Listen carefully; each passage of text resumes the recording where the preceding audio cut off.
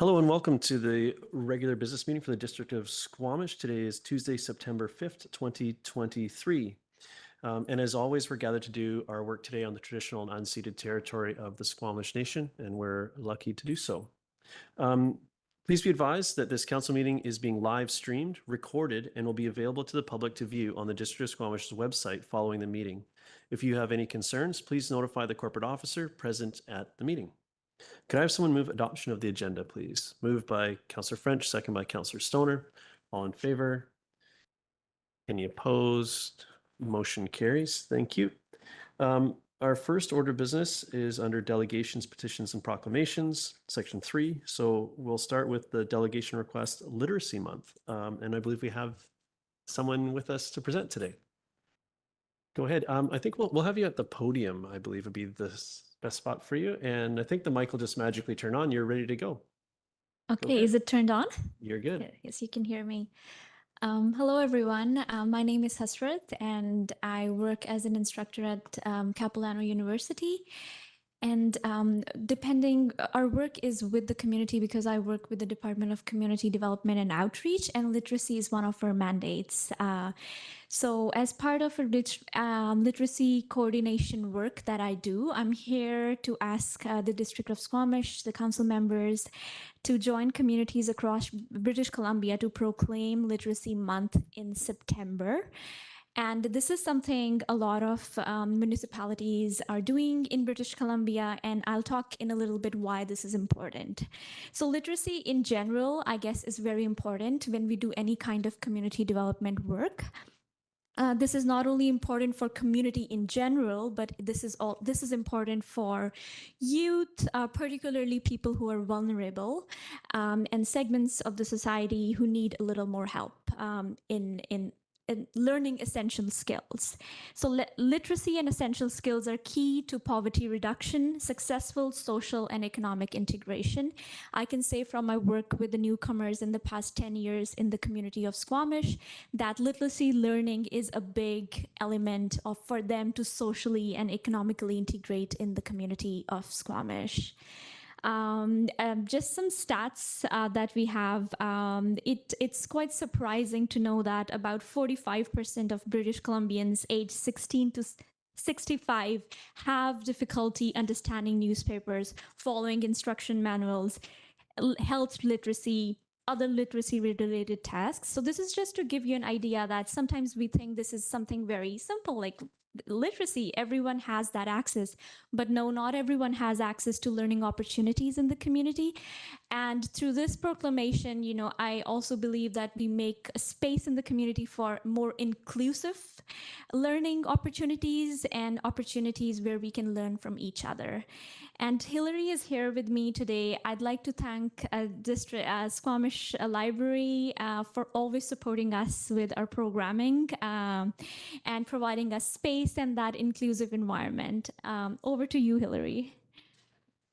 Thank you, Hasrat. I'm Hillary Bloom, Director of Library Services, and I just took the opportunity while Hasrat was presenting today. Hasrat happens to be on the library board as well, but the library is really happy to have a partnership in place with Capilano University to provide space and awareness around a lot of the literacy programming that CapU offers, and it really aligns with the library's mandate to provide and foster literacy opportunities for all ages. And through programs that CapU offers that are held in the library, there's adult literacy tutoring, there's family literacy programs, and it really just helps us to reach even more segments of the population, and with the awareness that we can provide through our own promotion and on an accessible and welcoming space, it just helps to get more people who could benefit involved. So thank you for considering the request today to proclaim September as Literacy Month. Thank you.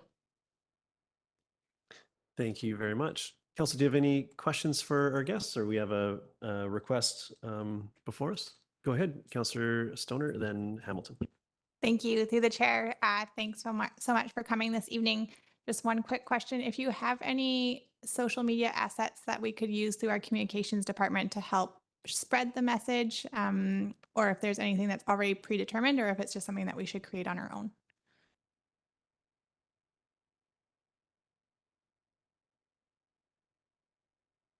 university social media, but I don't think it's effective when we do community work, which is really in Squamish. I rely on Hillary, and Hillary has been really generous with providing us space on their social media and promoting the events. But yes, anything on District of Squamish social media would really make us make an impact in the community for sure. Thank you. Thanks for asking that. Thank you. Councillor Hamilton. Yeah, I'd actually like to. This is a pretty simple request for me because it's pretty obvious that literacy is a fundamental piece of being part of a community.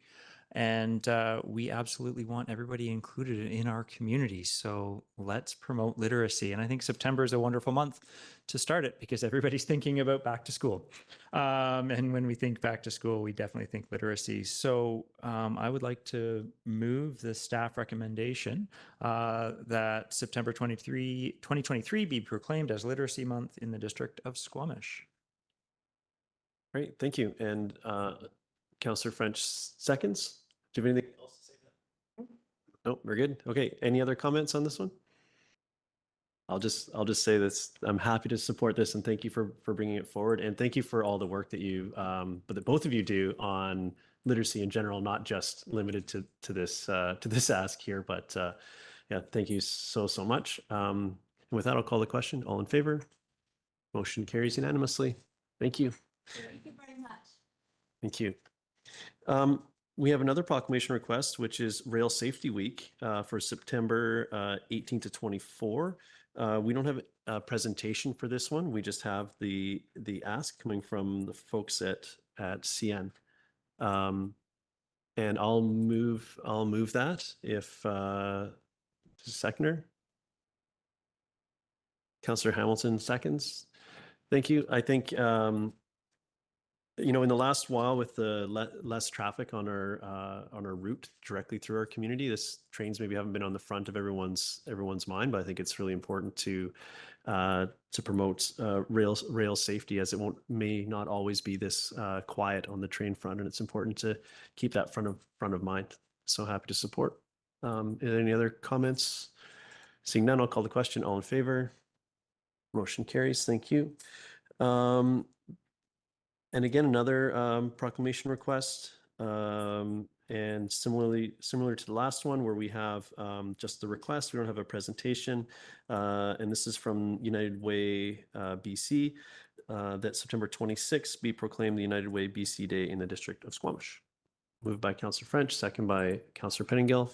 Any comments? Seeing none. Oh, yeah, go ahead. Go ahead, Councillor French.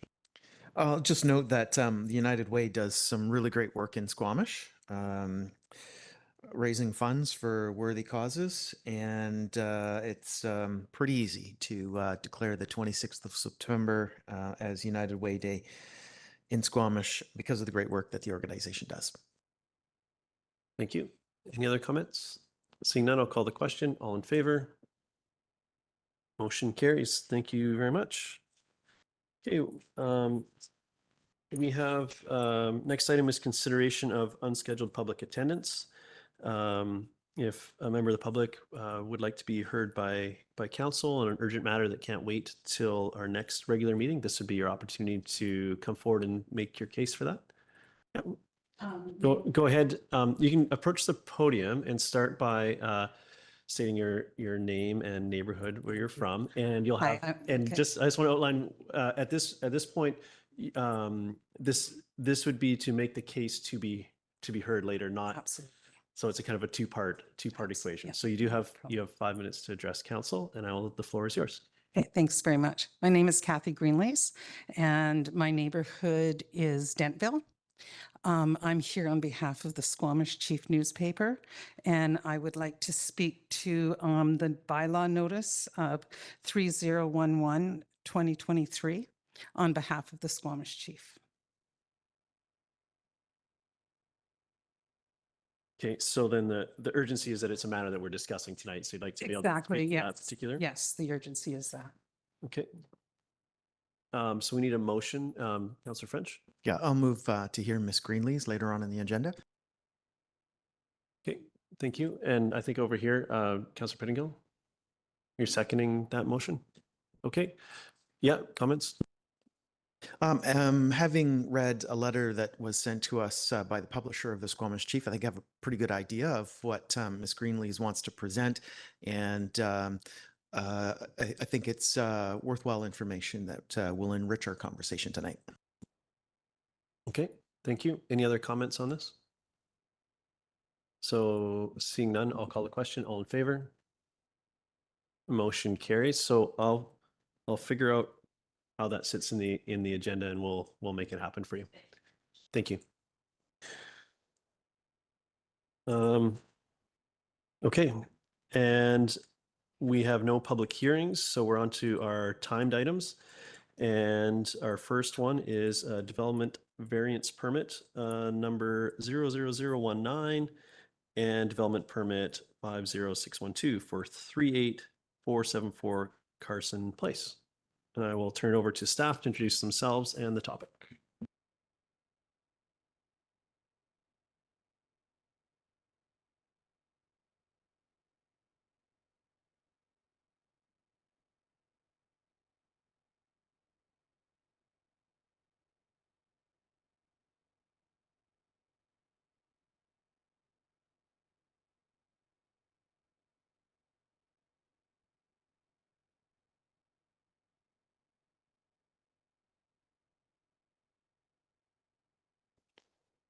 All right, ready.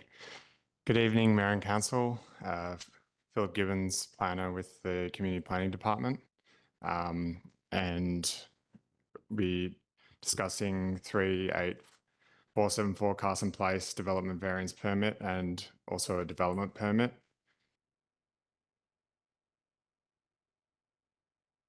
Okay. So for this file, the subject property is located at 38474 Carson Place in Dentville, and the lot is irregular in shape and is immediately adjacent to the Wilson Slough and northeast commercially zoned properties to the northwest. House Sound Secondary School is located across Carson Place to the south. And in terms of development permit areas, the subject property is within development permit area 1 for protection of the natural environment and is located almost entirely within the Streamside Protection Enhancement Area, or SPEAR, also known as a riparian setback. And as a result, this property qualifies for undue hardship under the Riparian Areas Protection Regulation when it comes to siting of the development. Under this regulation, the district must provide a decision on any zoning bylaw variance, such as front lot line setbacks and height variances, before the riparian assessment is approved by the province. And under the Land Development Procedures Bylaw, SPEAR variances are not currently delegated to staff and require a decision by council. And therefore, staff recommend that council approve the proposed development permit under development area 1, the SPEAR variation, and that'll be subject to the applicant meeting the development permit area guidelines to the satisfaction of the Senior Director of Community Development. And if subsequent provincial approval is given for the hardship and SPEAR variation, then the applicant would be required to work with staff to ensure that all provincial requirements and also the DPA guidelines are satisfied. Additionally, the properties within development area permit area 2 for flood hazard, and a flood hazard report which addresses the guidelines has been accepted by staff, and also a floodplain bylaw exemption has been approved by the General Manager of Community Planning and Sustainability.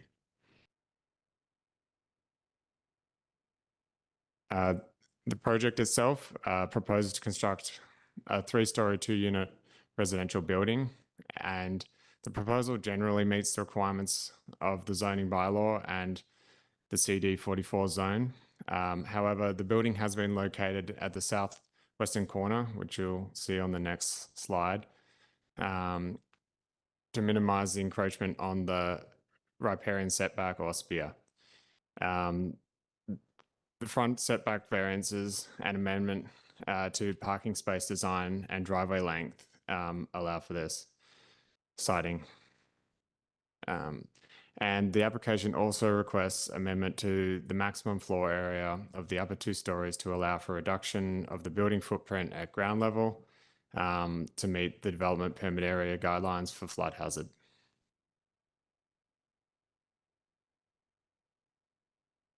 And additionally, the applicant has agreed to enter into a no gas covenant for the new building to support the district's objectives in reducing greenhouse gas emissions for new development.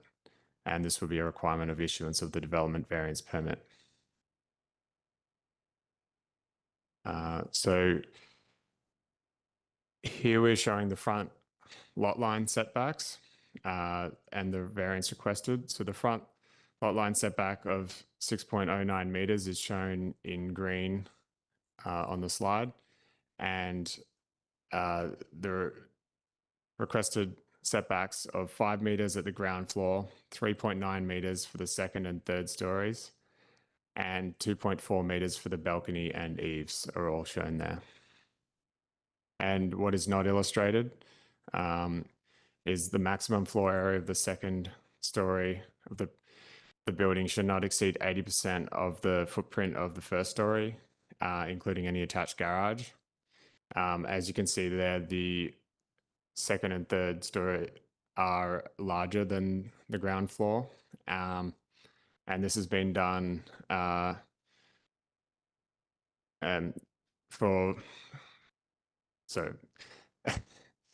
reduce the floor print at the ground level and also for flood water conveyance.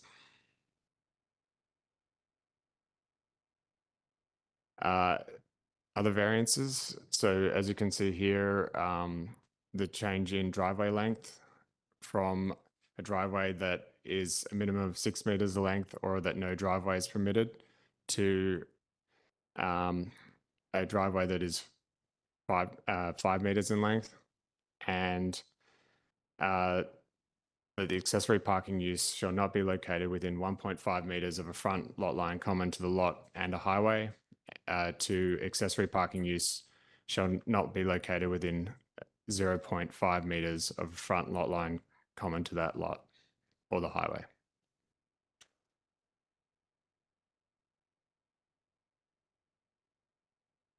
Public notification. A development sign was placed on site and the proposal put on the development showcase. Notification was sent to all properties within 100 meters of the site, and no comments have been received to date. So finally, the staff are supportive of the variance request as allows for development of the lot, which falls under hardship and minimizes the impact on the riparian area and allows for protection of most of the existing native vegetation. And additionally, the irregular shape of the building and location allows for adequate setback and for floodwater conveyance. And the recommendation is that the District of Squamish authorised development variance permit, DVP 19, for the property located at 38474 Carson Place, and that the front lot line be varied from 6 meters, 6.09 meters to 5 meters at the ground floor, 3.9 meters for the second and third story, and 2.4 meters for the balcony and eaves.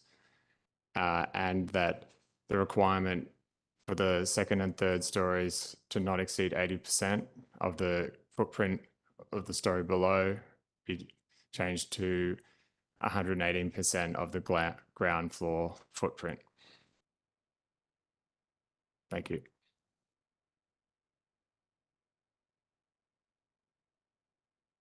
Okay, council questions. Councillor French, to start us off. Thanks, Mayor. I noted that in the most recent attempt to develop this site, the Department of Fisheries and Oceans was involved in discussions about off-site riparian area compensation. And now with this development that's in front of us, There's no mention of the DFO in the report to council, no indication of any DFO involvement. So I'm wondering what has changed between then and now to have the DFO not involved in any way?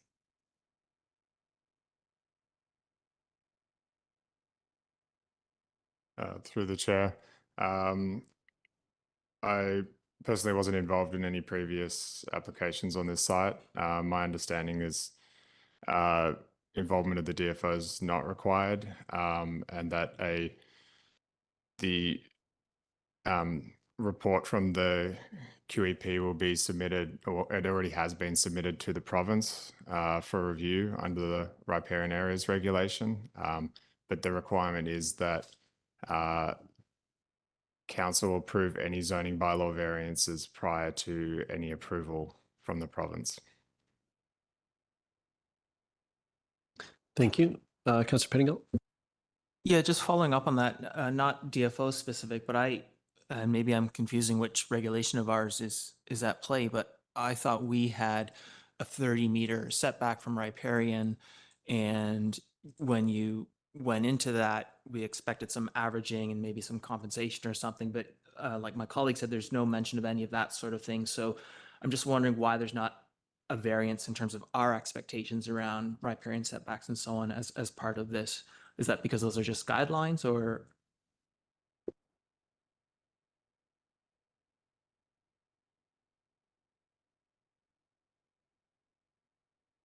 For the chair. So the hardship requirement under the riparian areas regulation means that the site cannot be nullified for development. So there is a requirement that development is allowed, and that decision is made by the province. And so they review the information put forward by the QEP of the applicant. And then we have the guidelines that are in DPA1 are guidelines. So that doesn't mean they have to be met exactly. So in cases like this, where there's a hardship, there might be some variation from moving within that 30 meters. Okay, go ahead, Councillor Stoner. Thank you. Through the chair, DPA 1 is a fairly technical DPA. I don't think I've ever really dug into the details, nor do I think I should.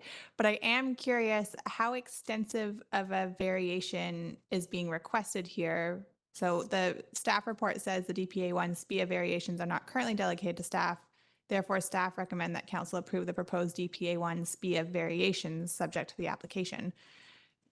But I haven't actually seen like a comparison of what the DPA 1 requirements are and what is being proposed here. So is it like a minor variation or is it a major variation from the DP 1 SPIA?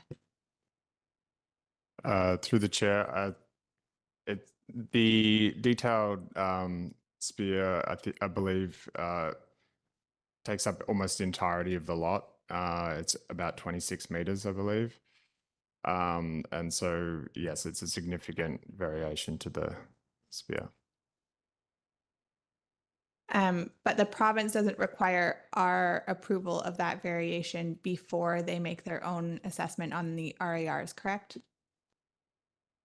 Through the chair, I believe not. And then my other question was just around the proposed variance for the driveway length, and if there's any consideration or risk to interaction with traffic next to the street level there. So if they do end up parking vehicles in the shortened driveway, how close is that to the roadway? And I just want to make sure that we've ensured that that's not going to create a traffic hazard.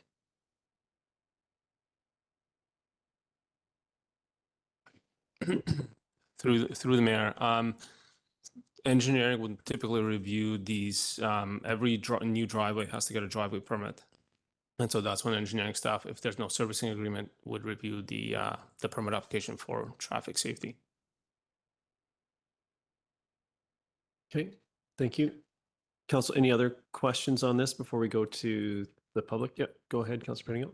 Yeah, so in the report, it does talk about the proponents open to a no gas covenant, but in the actual resolution, it speaks to renewable energy exclusively and for cooking and heating, I think.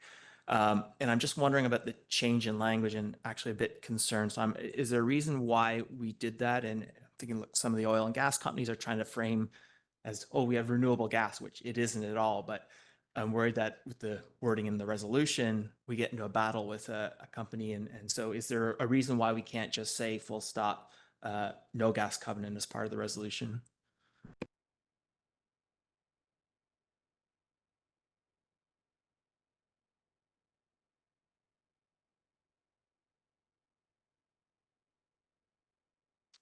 Through the chair, there's no specific reasoning around the wording. The intention is for no gas. Okay, Council, for good on questions for now, we can go to the public. So I have a bit of a script I need to read here, and it is rather lengthy, so bear with me. The proponent and members of the public will be given an opportunity to be heard electronically, via telephone, or from your computer with respect to Council's consideration of development permit number 00019. There are four proposed variances to the zoning bylaw, and the proposed variances are outlined in the staff report. Members of the public are reminded that you may only speak to the variances during the process. The variances are: first one is section 40FFF.6 subsection B be varied from front lot line setback of 6.09 meters to front line setback of 5 meters at the ground floor, 3.9 meters for the second and third story, and 2.4 meters for the balcony and eaves. The second variance is requested under section 40 FFF.6 subset F to be varied from the maximum floor area on the second story of the principal building shall not exceed 80% of the footprint of the first story, including any attached garage. The reduced floor area of the second story shall be accomplished by an offset at the second story level from either the front or side walls at the first story level, or a combination of both. Where there is a third story, the third story footprint must not exceed 80% of the second story footprint. 2, the maximum floor area of the second and third stories must not exceed 118% of the ground floor footprint. The third variance is section 41.11, subset DI, be varied from the access to all off-street parking in the form of driveway shall be a minimum of 6 meters in length, or that no driveway is provided. 2, the access to all off-street parking in the form of driveways shall be a minimum of 6 meters in length, or a minimum 6 meters in length, or a minimum of 5 meters in length, which I think should read a maximum of 6 meters in length and a minimum of 5 meters in length. Is that correct? Or are these double minimums? These are double minimums. Essentially, we're literally changing only that portion of the bylaw that requires a change, which is the 0 meters. 6 meters can stay as is. Okay.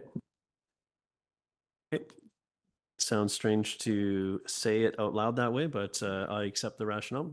Moving on is the fourth variance is to section 41.11, section C 7A, be varied from an accessory parking use shall not be located within 1.5 meters of a front lot line common to the lot and a highway.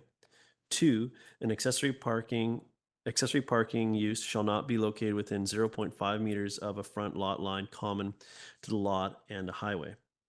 And that the issuance of development variance permit number 19 be subject to registration of a section 219 covenant on the title requiring the use of renewable energy source for the heating and cooking, and 2, approval of the province of the riparian area protection regulation assessment report. All speakers will be given a maximum of 5 minutes to address council. There are two opportunities to speak, electronically and in person. I'll first call on the speakers participating in person. Please raise your hand and wait to be recognized. For all speakers, please approach the podium and start your remarks by clearly stating your name and neighborhood. Details to participate via telephone or WebEx platform are displayed on the screen for those of you logged in from your computer or are watching the live stream of the meeting and are included in the district's website. If you're participating by phone and wish to be added to the speakers list, please press *3 on your telephone to raise your hand. If you are participating via the WebEx platform, add your name to the speakers list by opening the participant panel and clicking on the hand icon. Please note that when it is your turn to speak, you'll receive a voice prompt via telephone or a dialog box via WebEx. Please commence your remarks by clearly stating your name and address or neighborhood. Please note that speakers will be given a maximum of 5 minutes to address council. If you're experiencing technical difficulties, please use the chat function to send the host a message or email hearing@squamish.ca. Simple.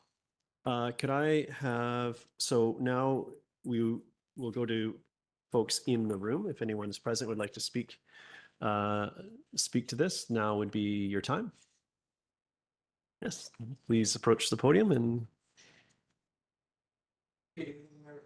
Council. My name is Paul Lally, 40500 Perth Drive. The proponent of this development. Just wanted to take the opportunity and thank staff, in particular Mr. Gibbons, who have worked with us for over a year on this project. So I'm really happy to see it before council. Just a couple points in that, like Mr. Gibbons said, there's been no concern from the neighborhood with respect to issues with respect to the development. We have engaged professionals to do the third-party reports, such as the environmental. We had Coast Range Environmental do our environmental work with respect to the riparian setbacks, as well as Frontera Geotechnical, who worked on the floodplain issues.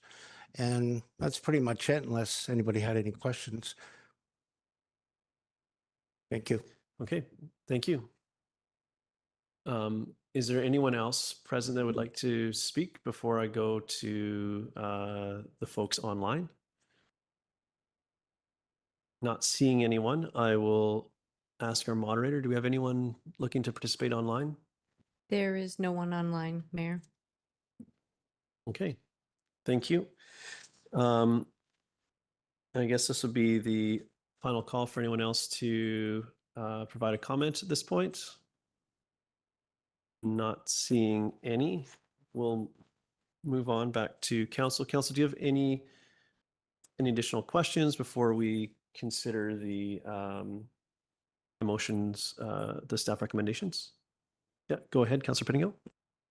Yeah, I'm just sort of trying to wrap my head around the DPA guidelines and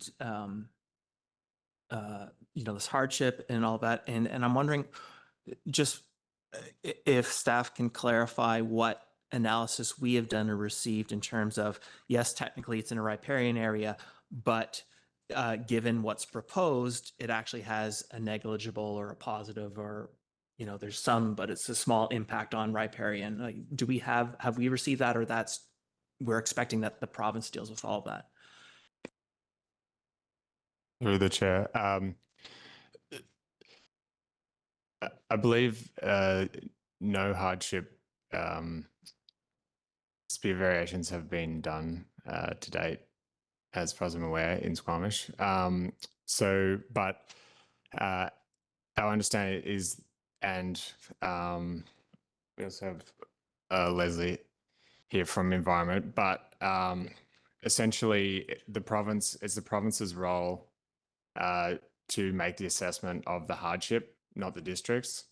And then subsequent to them giving approval or not, it would be our role to, or particularly the environment team, to make an assessment of against the guidelines. Go ahead. Yeah, thanks. Through the mayor. Just to add to that, undue hardships are reasonably uncommon, and there is a fairly prescriptive process for them under the RAP, or the Riparian Areas Protection Regulation, as well as within our own DPA1. So we do have section 34(7) for aquatic guidelines. And I'll just read out what we say about undue hardship. Where a parcel of land is rendered undevelopable by the SPIA, a SPIA variation may be considered if justified on the basis of hardship and if the reasons and alternative measures are acceptable to the district. Such a request must be supported by reasons that are provided with the assessment report, which we have, as well as documented suitable alternative compensation measures. A supplementary assessment may be required for the district. So what's important is that the province doesn't necessarily require restoration, whereas in our DPA 1, we can ask for that, and we have asked for that, and we do have that in hand. So our staff are satisfied at this point that they have met the needs of the undue hardship. We do have a compensation plan in place where they will be compensating for, I think, 154 meters squared of riparian restoration. Thank you. I'll venture a question or two of my own here. I was wondering, where does landscape and yard fit into these regulations? Where I know if it's an apartment building, we'd be looking for common outdoor space, that kind of thing. And how does that fit with all of these regulations? Like, what sort of, if this was to build out, what sort of yard would be expected? And I'm just trying to understand how this whole building can work. So in the riparian assessment report, there will be requirements for fencing around for a certain setback from the building. And so there'll be much more limited opportunities for landscaping in the rear yard than you would see at other properties. So yeah, there will be much more limited opportunity there where a large portion of the site will be for restoration. So do you have a measurement of that? Like, is that, are we talking a meter? Are we talking 3? Sorry, I didn't see it in the.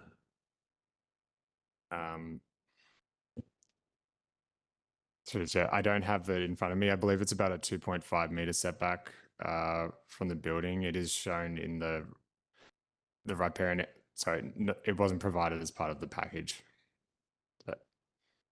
Okay, thank you. Just, I was trying to, if there's fencing for the SPIA, to me that's on the street somewhere. So I was trying to figure out how this, if these variances were granted, what that actually meant in practical terms for this site. Yeah, I can say to the mayor that I did look at the drawing in the riparian assessment document, and it was a small, very small, they called it softscaping. It didn't specify whether that was native species or grass. It's a very small area between the house and the SPIA fence. Okay, but there is some There is some outdoor yard, space yeah. in the back. I checked. There was some yard area. Okay, and would that be similar to a townhouse or some other building? I'm just trying to visualize this. So any additional context would be really helpful for me. Through the chair, it would be similar to, yes, a very small yard that you would find otherwise through a townhouse development. And they've also added the balconies to provide a little bit of additional space on the front for outdoor area. Okay, thank you. And then am I correct in saying that there's no other, on that side of the street, there's no other developable properties? So it's just all, I'm just trying to understand the sort of precedent and neighborhood relationship, but this is the only parcel on that street, if I'm correct. Can you confirm? Through the chair, there's none to the east side, but there is one, I believe, to the sort of northwest.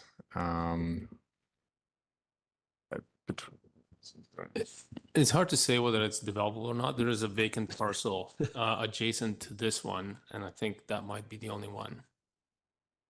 Oh, okay. That's 387 or 38478, that strange big one. Okay.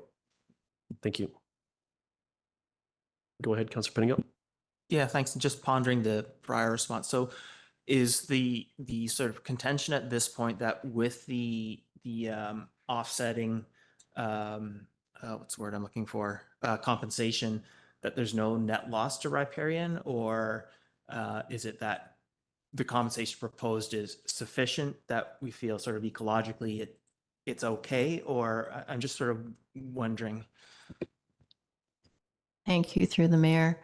So the site has existing areas of disturbance. The house will, I think, have another 50 meters or something like that in addition to that disturbed area. The compensatory area, usually we want 2 to 1 of the additional impact. It's way more than 2 to 1 for the restoration area. So in that sense, staff are satisfied because under undue hardship, there's different steps that you have to prove out. And from a staff perspective, we believe that they have met those requirements.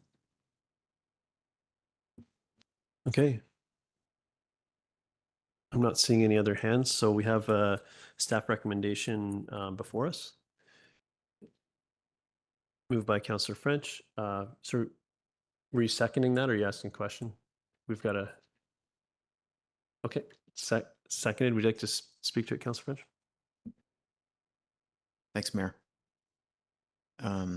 So this property has been sitting vacant for a long time. A restaurant called the Cottonwood Inn was located on the property up until it was destroyed by fire in the 1980s, fire that also destroyed corner store on the adjacent property. And attempts to redevelop this particular site since then obviously have been unsuccessful. And it absolutely is a challenging site, as we're seeing through the information in front of us. And I think that this proposal provides an excellent balance between streamside protection on a disturbed site and the construction of 2 more much needed housing units for our community. Thank you. Any other comments on this? Councillor Stoner? Thank you. I will support the motion on the floor pending a potential amendment, which I think I will also support, but I'll let Councillor Pettingill do that. Generally, I think that the undue hardship presentation of this case is very real. If you take the riparian area regulations, the SPIA setback is basically undevelopable. And I think the proponent here has presented a unique solution to trying to bring the lot into a developable standard while also trying to address the concerns that we have that we set out through DPA 1 as well as the RPR. I trust our staff and the province to do the due diligence to make sure that those that the compensation measures are as effective as possible, recognizing that this will still have an impact on the SPIA. But I think that the requests that are being made here in the development variance permit are equal and supported by the undue hardship on the property to try and find a balance here. So happy to support the motion on the floor. Thank you. Thank you. Go ahead, Councillor Pettingill. Yeah, I'd like to test an amendment, and it's just a small one in the section, and that issuance of development variance permit number DVP 00019 be subject to. And right now it says registration of a section 2019 covenant or 219 covenant on title requiring the use of renewable energy source for heating and cooking, just to change that to requiring the use of an absolute no gas covenant. Okay, and you're seconding that. So now on the amendment, any further comments on that? Okay, so this we'll call the vote on the amendment. All in favor? Motion carries. Thank you. So now on to the main motion as amended. Go ahead. Sorry, your mic's. Thanks. Thank you. I did have some concerns when I first read through this, trying to wrap my head around what the impact on the SPIA was, but hearing staff's explanation and that we expect actually a net increase in functioning SPIA area gives me comfort that what's being proposed here makes sense, especially in the context of a housing crisis and the location here. I'm not totally sold as a general principle on the concept of hardship, but I think in this case, all things considered, this makes sense. Thank you. Any other comments? I'm speaking in favor of the motion. I think this is a creative solution to a very constrained lot. It's centrally located, and the variances that are being sought here won't really differ from the sort of the neighborhood character or setback of other properties down the block, or those types of effects that I'd be looking for normally in a situation like this in another context. So I'm happy to support this, and I do think that having some homes there and will actually offer some further control to an area that's just sort of been sitting and vacant, and things have been happening by there. So I think this actually provides a level of control for that area that's been missing, and I think this will be a nice addition to the neighborhood. So with that, I'll call the question. All in favor? Motion carries unanimously. Thank you. And the next order of business is the development permit for this. Do we have anything specific on the development permit? I think you covered everything in your presentation, but that's correct? Yeah. Okay, so just on the development permit, are you moving that, Councillor Stoner? And Councillor Hamilton seconds. Any comments? Nope. With that, I'll call the question. All in favor? Any opposed? Motion carries. Thank you. So next up, we've got our consent agenda. So if anyone would like to pull anything from the consent agenda, this would be your opportunity to do so. Seeing, oh, go ahead, Councillor Stoner. I'll pull item B3, please. Okay, thank you. That's the Community Foundation piece. Yep. Anything else? Seeing none, I'm looking for someone to move the consent agenda. Moved by Councillor French, seconded by Councillor Hamilton. All in favor? Any opposed? Motion carries. Thank you. And we'll deal with that pulled item, B3, a little bit later. Now we're looking to consideration of council committee recommendations. So this is a consideration from a recommendation coming out of the committee of the whole from July 25th around the Malcolm Blind Channel maintenance and funding strategy update, which I will move. And seconded by Councillor French. All in favor? Motion carries unanimously. Thank you. And maybe, sorry, go ahead. There's one more motion. Oh. The letter writing.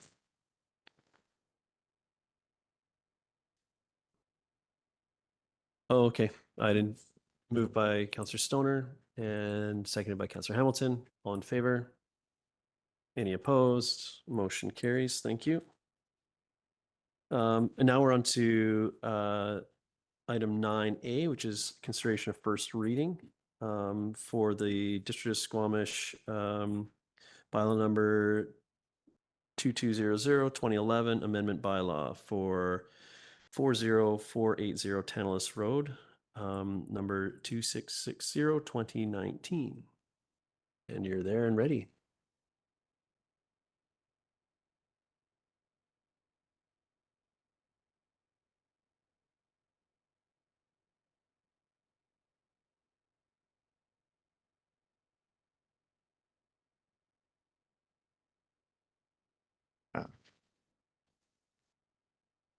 My usual introduction, as I'm still here.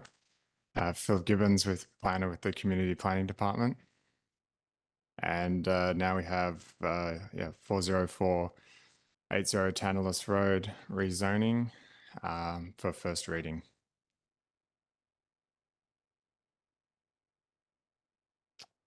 So 40480 Tantalus Road is located adjacent to the Garibaldi Estates neighbourhood, north of the Tantalus Fire Hall, east of Highway 99.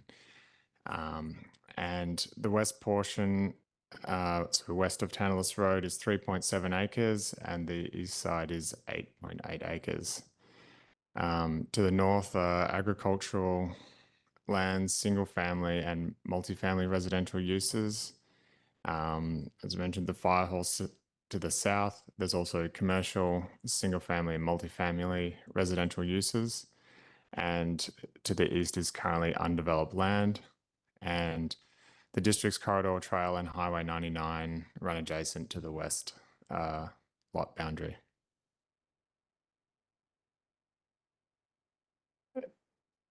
The applicable regulations are outlined on this slide, along with a zoning map showing the existing RL2 zoning. The OCP land use designation is mixed use commercial on the west side of Tantalus Road, and this applies to land intended to have ground level commercial uses with complementary office or residential uses above.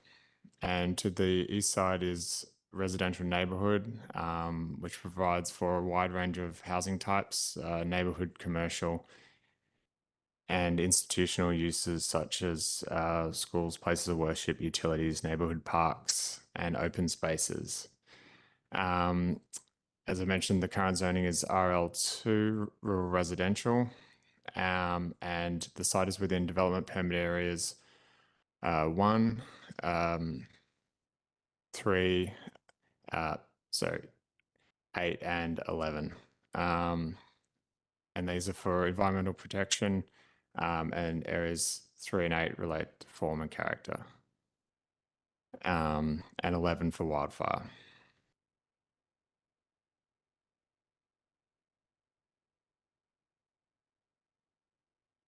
And onto the proposal.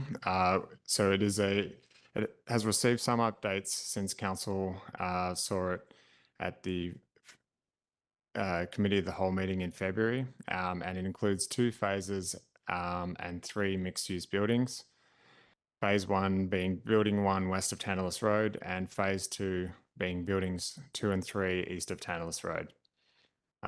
These buildings will include market rental, affordable housing, and for sale market housing options. Additionally, commercial areas and childcare spaces will be provided at ground level, and park and nature spaces and pedestrian connections. So Building 1 is a 6-story building with 5 stories of market rental units and 1 story of commercial space with a breezeway and a partially sunken parkade. The residential use proposed will be restricted to residential tenure only, and the zoning will permit a wide range of commercial uses. However, activation of the breezeway area will be secured through a land development agreement, and this will also include public access requirements and use restrictions for activated type uses. Residential and commercial density within Building 1 remains essentially unchanged from when it was last presented, along with the building setbacks.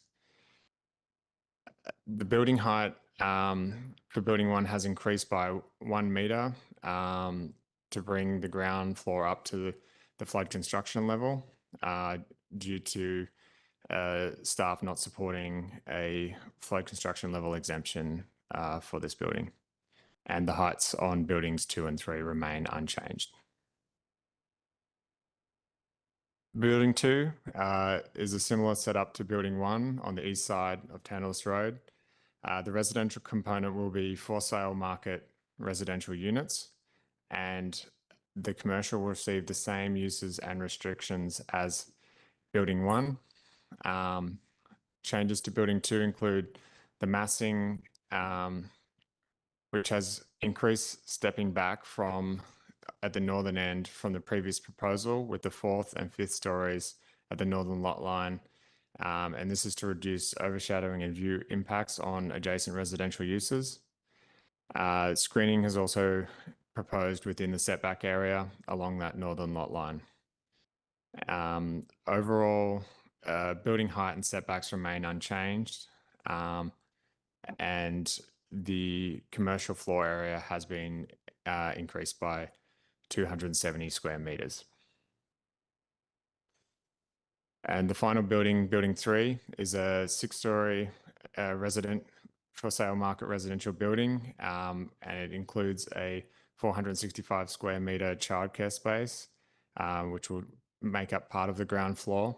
And it will include a associated external space for that childcare. And it also includes a partially sunken parkade, which is shared with building 2. The zoning will allow in this building for residential and childcare uses only. And from the previous proposal, the residential floor area has been reduced by approximately 470 square meters.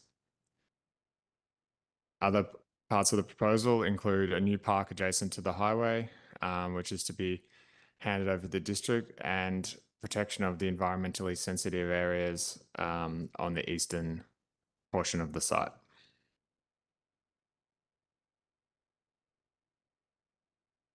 The proposed zoning as part of this bylaw amendment is to create a new CD98 zone, which would provide for the 3 proposed buildings and associated residential and commercial uses described, which were previously described. And in addition to the residential apartment use, commercial uses will include arts and culture, assisted living, assembly, business service establishment, civic uses, fitness center, high technology, indoor recreation, institutional uses, liquor store, neighborhood commercial, research and development, school, small scale manufacturing, and tourist bureau. And the P3 park recreational and institutional use zone is proposed to be applied to the district park to the west, adjacent to the highway and corridor trail, and the P4 ecological reserve zone is proposed for the environmentally sensitive lands to the east. And there was a question from council in relation to including sunset provision on zoning, and under legislation, there's no current avenue which allows for these type of provisions to be included, where zoning would revert after a certain time.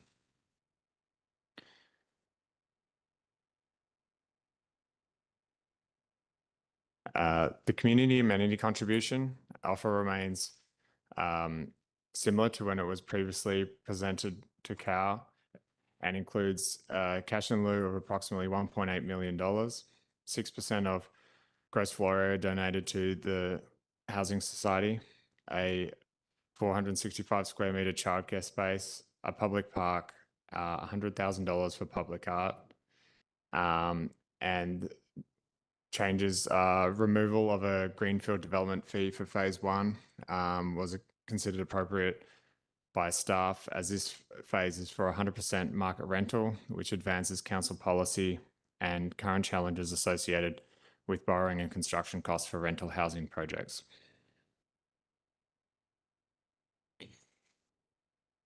Additional benefits from the proposal, as previously mentioned, the phase 1 market rental building, which will yield approximately 100 units, and no gas covenant for the whole development will be secured prior to adoption.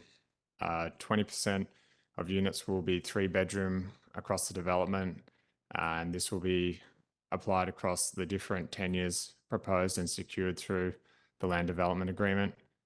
And also the environmentally sensitive eastern portion of the lands are proposed to be zoned for environmental protection and handed over to the district.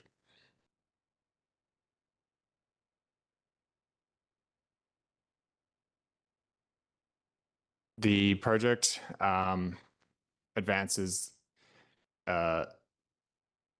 specific council policy and also strategic plan objectives. So it aligns with the land use designations. It includes infill of vacant underutilized land with compact high density, provides for additional commercial space serving secondary mixed use commercial areas, and it provides needed market rental units which are close to core transit, shops and services. And the strategic plan provides diversity of housing forms and tenure types.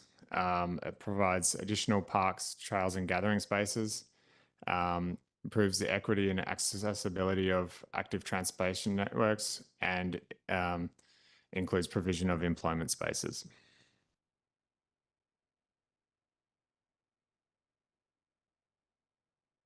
A number of issues were discussed at the committee of the whole meeting by council and summarised down onto this slide. More detail discussion was provided within the council report.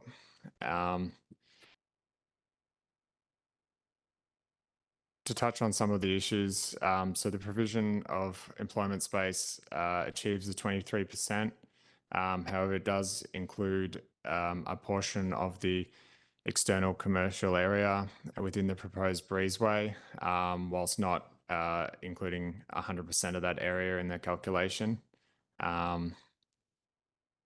The drawings included updated heights for the fire hall. Additional trails have been provided through to Patgood Park, and also clarifications around the green space have also been provided. Details on the provision of childcare have also been provided, which show a net benefit of the development to the community, and traffic and infrastructure studies will be completed according to district and MOTR requirements prior to the bylaw being brought back for additional readings. And commitment to a no gas project-wide no gas covenant has been given, and staff are proposing that the public art requirements will be in line with new district policy, which is currently being developed.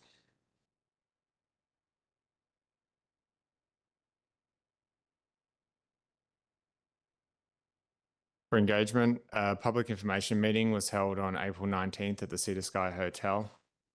Concerns raised at the meeting related to traffic, building height, particularly along the northern boundary, solar access, views, impact of construction on neighbouring properties, ownership of park space and proximity to the crematorium at the funeral home, and submissions in support were related to increased density of development, community amenity benefits, and increased supply of affordable housing.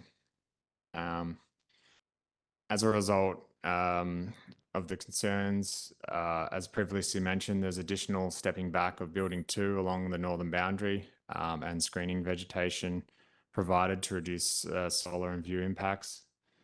A condition of no openable windows will be permitted along the southern boundary adjacent to the funeral home, and enclosed balconies will be provided.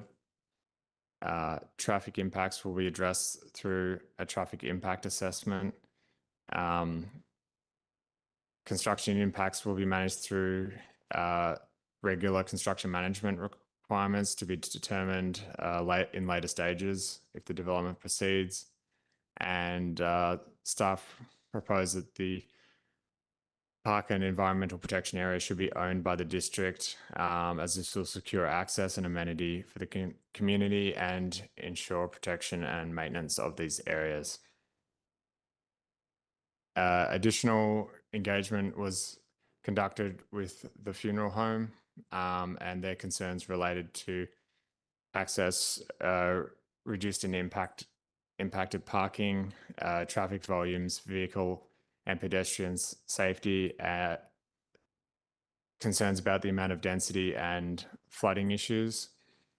And staff propose that these issues will be addressed subsequently as the project moves through. Many of these are related to engineering concerns, which will be addressed through the traffic impact assessment and other studies, particularly related to flooding and other safety issues.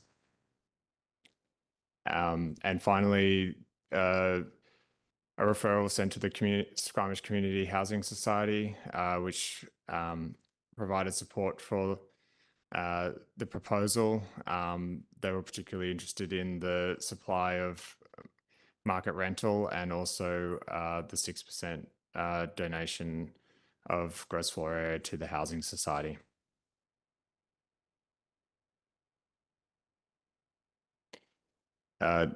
Next steps, if given first reading, will be to complete the technical studies, including the traffic impact assessment with approved terms of reference from MOTI and also water and sewer modelling. Once complete, staff propose to bring the bylaw back for second reading and propose to set a public hearing date. And the recommendation is that the District Squamish zoning bylaw 2200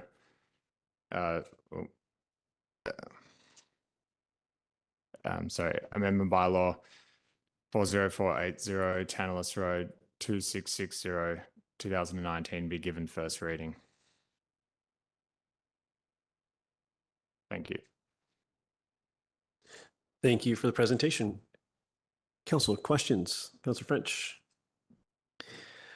Thanks, Mayor. So we're anticipating another traffic impact assessment that's in process. The engineering department and the Ministry of Transportation and Infrastructure will look at those once completed.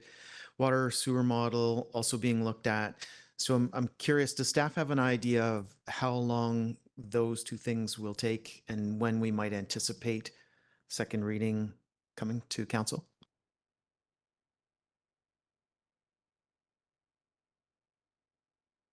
Through the chair, I've spoken to engineering. I believe they've sent the terms of reference to MOTI, and we're currently waiting to hear back.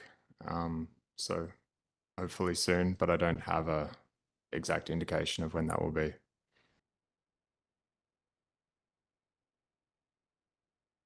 Okay, Councillor Stoner. Thank you, through the chair. A few questions. The staff report says that there's a commitment to 20% of units being 3-bedroom across the development. I just want to confirm that that's in each phase of the development as opposed to calculated as a total across all 3 buildings.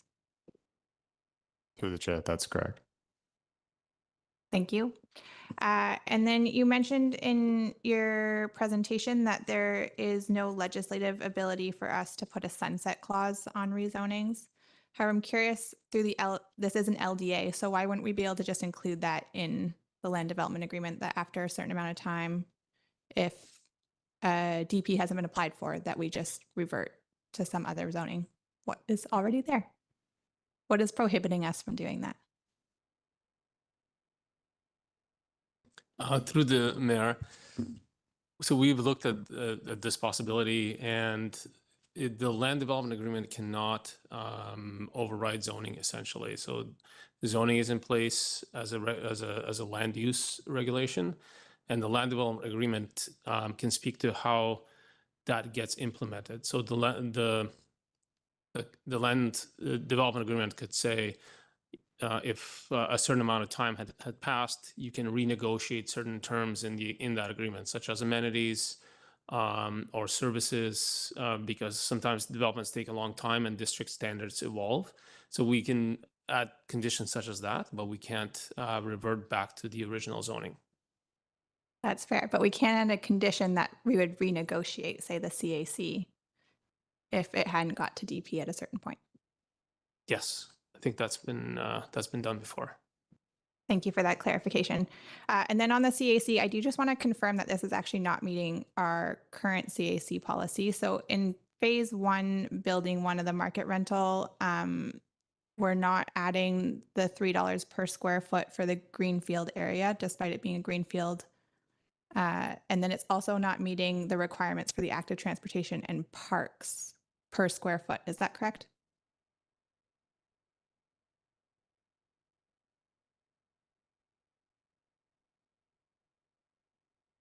Through the mayor, there are 2 standards in our CAC policy, one for market rental and one for market for sale units.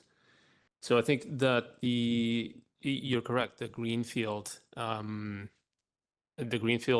contribution is not there, in recognition that market rental is really difficult currently to finance. And the applicants are also proposing that some of the CACs generated by the market rental go back into the park development if we end up with a design that is above of what, like basic park amenities would be included. And then similarly for phase 2, so buildings 2 and 3, what's proposed here, as I'm seeing it, is active transportation parks is 50 cents per square foot. But our CAC policy sets an expectation standard of $1 per square foot for active transportation and then 50 cents for park amenities. So we're not meeting that section either. Is that correct?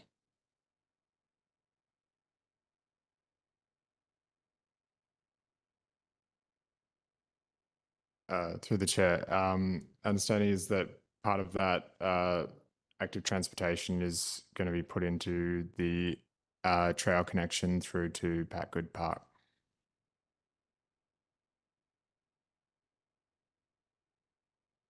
I'm just trying to figure out how we actually value that relative to the dollars per square foot. So I understand we have a preferred option for getting active transportation options on site, but what is the actual value of doing so relative to getting the cash in lieu?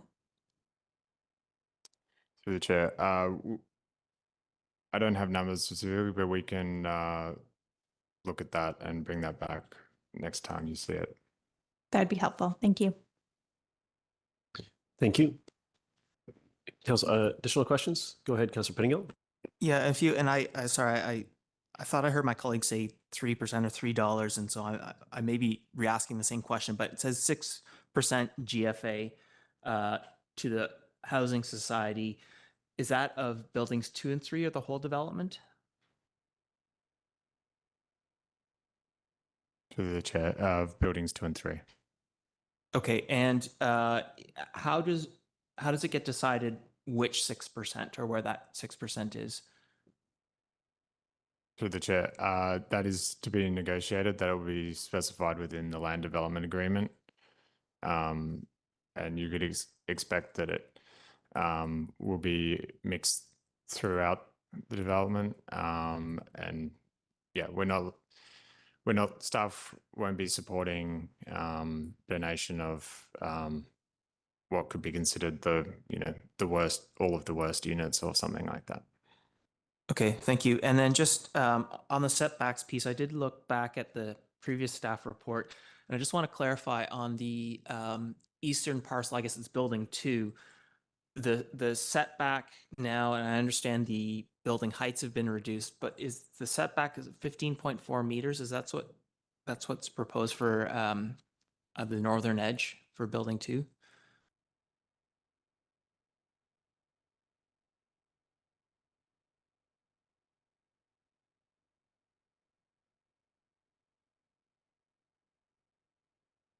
Through the chair, it's 14.3. Okay, thank you. And then my last question for now, anyways, the daycare space, I don't have a good sense in my mind of sort of, and I know it'd just be estimating, but when we look at the number of families that might possibly or likely move in, does the daycare space sort of accommodate all those people plus some in the existing community, or it's a portion of what that new development might bring, or how does that space relate?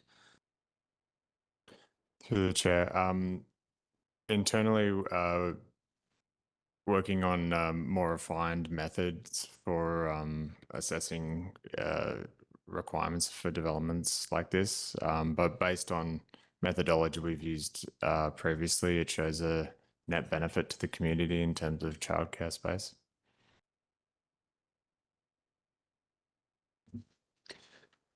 I'm going to pick up on that one.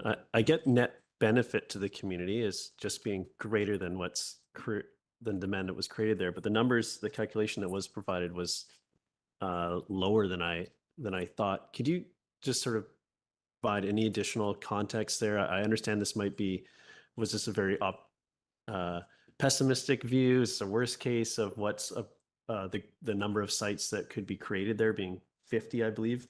So demand was projected to be 41. 50 was the number that we were using that was provided as the size that could be accommodated there. And I'm just wondering if there's anything in what's being proposed to help push that number to have a greater impact? Because a net positive is fine, but that could just be one spot, and 9 seemed less than I was expecting to see here. So could you speak to that? Through the chair.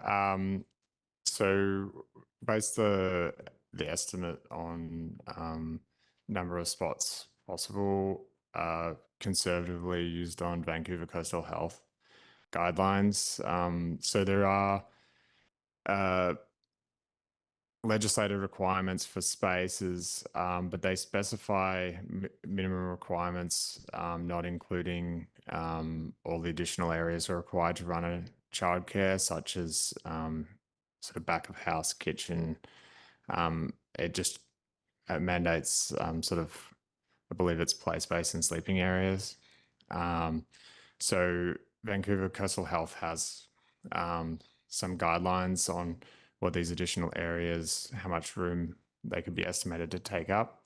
And then an overall calculation is quite complex because it includes, it's based on the number of classrooms and maximum class sizes.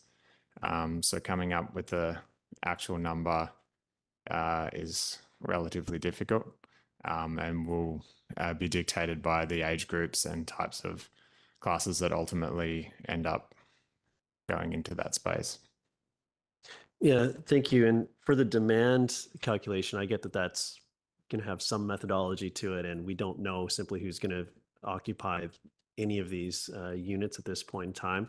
So I can leave that one aside. I guess what I'm looking for is anything in our regulations that are limiting the size of that daycare space. Is it the outdoor area that we need to be considering at this point to help facilitate a greater number there, or any other limiting factors that we could address? At this point in the process, I'm looking to get out of the way of any limitations potentially that would be placed on that childcare, and that didn't jump at me from the presentation. So did you comment on that?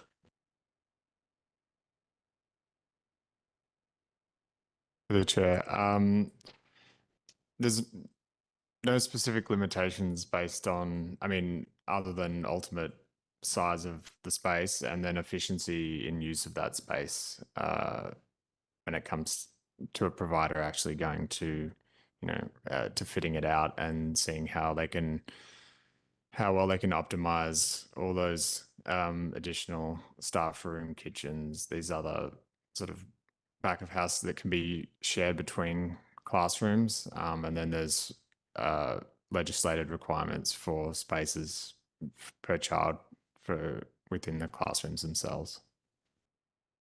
Okay, thank you. I was curious, the pending reports was traffic and water and sewer. I get that those are steps that need to be taken. Is that why first readings recommended at this point to allow for any changes that would maybe flow out of those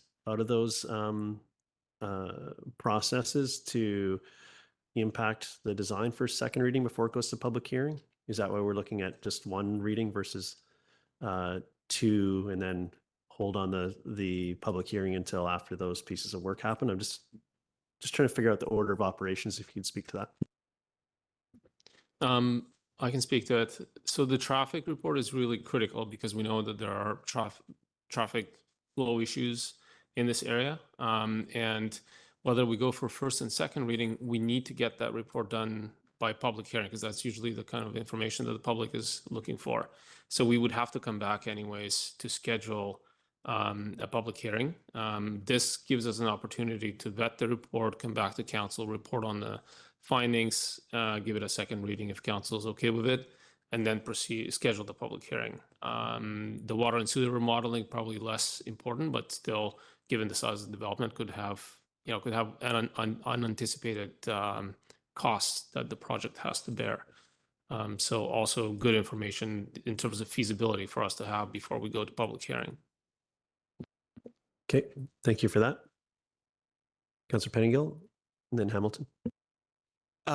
Just sticking with the traffic for a moment. We've heard in the past, I think, that there's other upstream development and a lot of things that might put pressure on the roadways in the area. So is it a likely or possible outcome that this building would be required to do some significant road intersection changes, or is it more that we want to know this because we want to understand how much money to ask this development to put aside so that when those other developments come online, they're putting into the pool? And so is this something like the work has to be done sort of right away, possibly, and that's our biggest fear, or is just understanding the dollars that we would need? Unfortunately, don't have the answer to that. We need the traffic impact assessment before we can answer that question. Okay, and I guess my other question then, and I'm just trying to wrap my head around the employment and the restrictions on employment, and thinking to the vital signs report, which I guess we may talk about a little later on. People are struggling to find stable employment that'll pay for the housing. So I'm just wondering how staff are thinking about the employment space and flexibility on offer. Are we,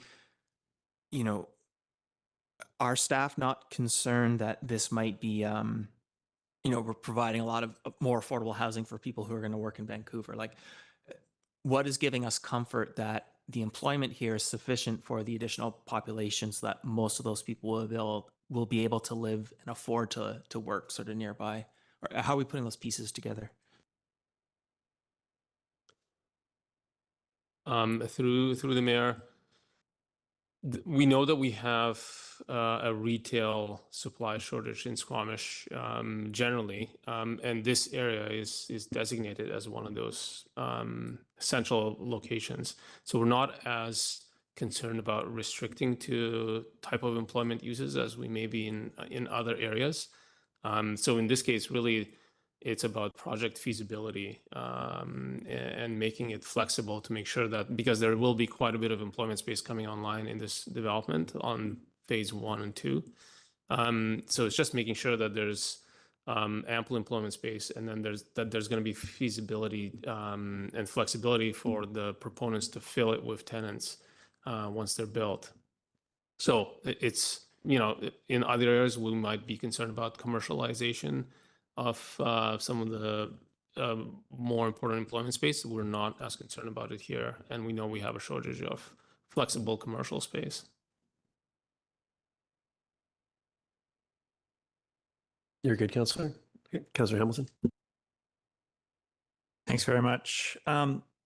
The trail being proposed only goes to Pat Good Park. Is there a reason why that trail would not be proposed to go all the way to the Coho Park Trail, so that entire trail network from Garibaldi Highlands can be connected?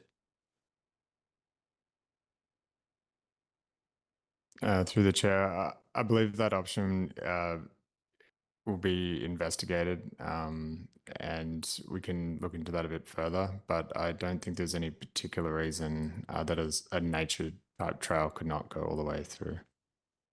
But we can look into that. Thanks. And my second question, reading back at the 2020 council reports and the proposal that came forward in 2020, council had requested a pro forma analysis of the project to better understand appropriate CAC contributions. Has any pro forma analysis been done or provided to give us a better handle on whether it's appropriate to reduce for example, the Greenfield CAC or the park and active transportation CACs? Through the mayor, we have had a number of discussions on pro forma with the applicants. They've provided their development pro forma. We took that to our consultant and had them run their pro forma or their numbers through their pro forma as well. And that's why we are supporting the CAC proposal, is because given the type of development, market rental, and the current development conditions, this development isn't going to be easy given the current conditions, and so it's challenged, and we have to adapt to the current conditions. But we have certainly checked to make sure that the district, so to speak, is not leaving additional value on the table. And another issue that's come up here as we as we see so often in this area is the traffic impact assessments. And we've just completed obviously the roadworks around that area, and the Garibaldi Estates neighborhood planning process is ongoing. So it surprises me that we don't have some traffic impact assessments that have already been done. Certainly the proponent would have known that this would have been done. So did they provide any, or do we have any traffic impact analysis of this area already existing? Through the chair, the applicant has provided a traffic impact assessment. However, it is the terms of reference have not been agreed upon between the engineering department and the MOTI, which is a requirement of MOTI and the district. So until those terms of reference are agreed upon and a traffic impact assessment consistent with those has been provided, then we'll be not reviewing that traffic impact assessment. Can I just try to reiterate for my own, this is just so that I'm sure that I understand. So there was a traffic impact assessment submitted by the proponent, but that was not at the required level of the terms of reference being approved by the MOTI. So there was one provided, but it is not sufficient for us to analyze. Is that correct? So the chair, the staff, for support moving forward, we would like to see the report done with a agreed upon terms of reference between MOTI and engineering. And this will allow the project to move forward with support as it's a requirement that MOTI signs off on all zoning bylaw amendments after third reading, and referral from MOTI requested a traffic impact assessment with agreed upon terms of reference. And these terms of reference are agreed upon by the Department of Squamish, Engineering Department, and MOTI. Is that correct? Correct. And so that's something we need to provide to the proponent so that the proponent, like we need to provide those terms of reference. They can't do that themselves. Is that correct? Through the chair, they provide terms of reference which are reviewed and agreed upon between engineering and MOTI and then provided back to the proponent. Okay, thank you very much. Thank you for that. Councillor Stoner? Yeah, thank you, the chair. I just want to confirm that the proposed employment space is still the same as it was when we last saw this. So the double height employment space on level 1 for phase 2 and 3 is still what is on the table. Is that correct? Through the chair, the employment space is essentially the same. It's all the numbers are outlined in the council report for each building in a table and how they differ from the previous, when it was previously presented. And I believe there was a small net increase in employment space. Yeah, I just want to confirm. So back in a previous staff report, there was some description that the employment space for phase 1 on level 1 is double height. It is a mix of double height spaces with potential mezzanine in some areas proposed at a full 2 stories of employment space. And that's kind of the same as was proposed in phase 2 building as well. I understand that the numbers haven't changed. I'm just curious if the proposed double height of that employment space is still the same. Through the chair, it's still a double height space. The sections are showing a height of 5.33 meters.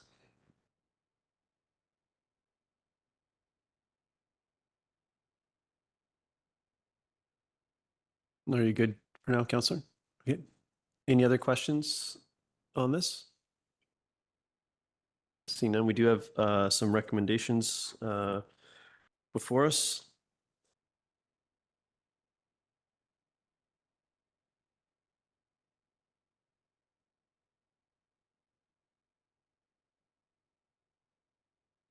Councillor Stoner moves first reading. Is there a seconder?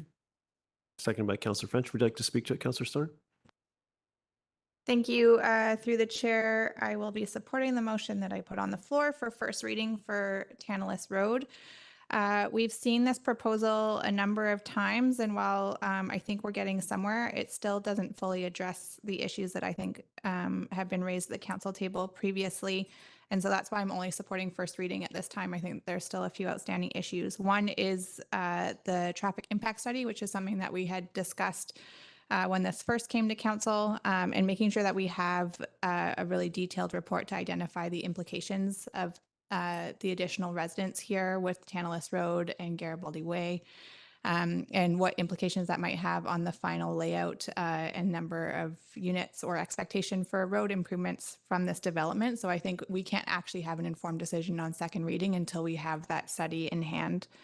For me, I'm still, I do realize that we're reaching the 23% employment space target as we include the outdoor commercial spaces. I think that that is a stretch for me still. And I think that there's a missed opportunity here in ensuring that it is functional employment space. And that still continues to be a huge concern of mine as this continues to move forward. So I'll continue to reiterate that.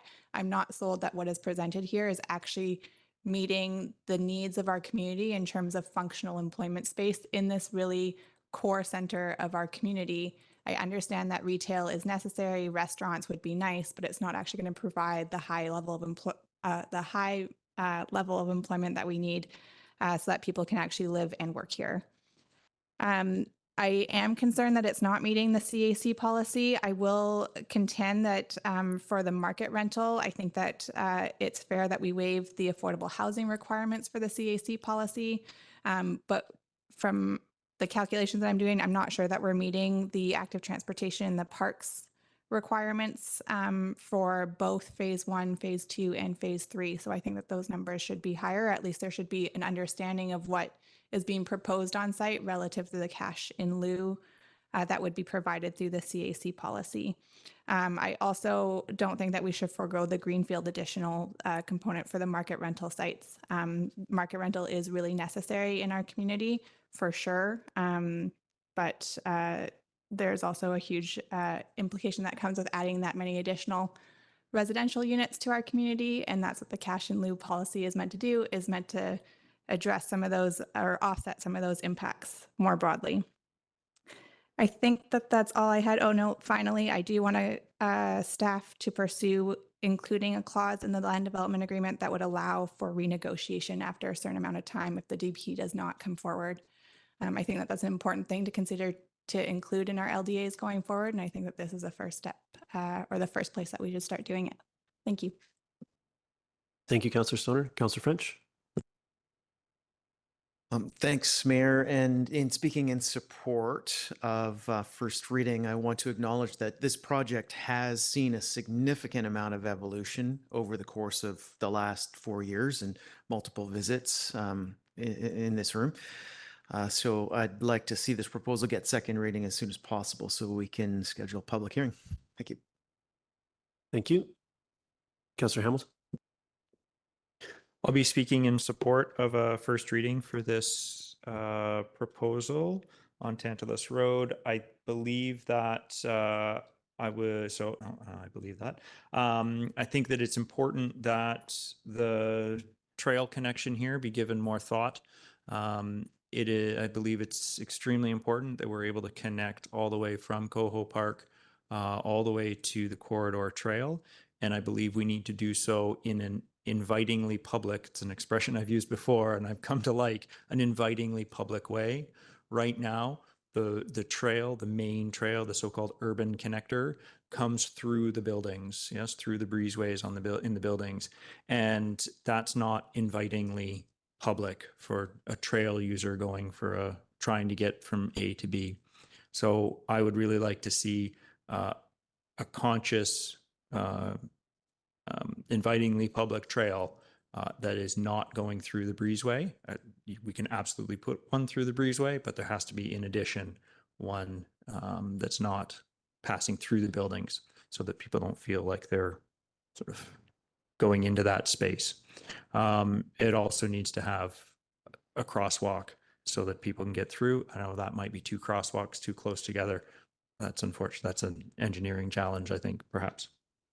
I do not think that the active transportation or parks CAC contributions should be reduced from $1.50 to 50 cents. I think they should remain. And regarding the CAC contributions of the Greenfield exemption, I was of a similar opinion to my colleague, Councillor Stoner, but following your description of having looked at the pro forma analysis, I'm willing to accept the forgiving of the $3 per gross floor area Greenfield for the market rental building. Thanks. Thank you, Councillor Pettingill. Yeah, thanks. I will be supporting the resolution. There's a lot that I like about this development, and I think the 6% GFA of 2 and 3, which is the market for purchase, is appealing while keeping building 100% market rental, and having the market rental go first. I think those are positive things. The daycare space, we haven't had a discussion about for-profit or not-for-profit, and maybe I need to double check the notes, but I assume it's not a requirement either way or an expectation. And I think just so we consider how much space is enough space and what sort it is important. So something I'll make sure I'm watching for next time to consider. I think, with all the challenges we're facing, I'm a bit hesitant at holding this up for a traffic impact study when we know there's so many other developments that will impact that area. And I guess my go-to, which people have heard before, is, if we build this more for people who didn't need as many cars, there'd also be less of a traffic impact and some of these challenges would go away. Then we'd have more money to put into some of the other things we're concerned about. And so my mind is, if we want to solve traffic problems and cost problems and so on, maybe let's think about our parking requirements and who we're attracting. And maybe that goes with some district enforcement on parking for the neighbors, but maybe that's the better solution here. I will also say I do have some hesitation about the lack of employment. And I take the point that we need retail space, but we also need a place for the people who live there where they can work in Squamish. And so if, some people are going to be working retail jobs and there's retail spaces needed, that's great. But where will the people work, like my colleague said? And I think that is a piece that I'm not quite sold yet on, that we've got a solution there. And if it does mean maybe we do need to go up an extra floor to make it work, maybe that is what we need to look at. But I think, again, that vital signs report really made it clear to me that we can't look at housing in isolation of employment. Those things go hand in hand, and we have to be solving those in concert. So those are the areas where I guess there's a bit of a rub for me. And I'll be looking for some more conversation next time. Thanks. Thank you.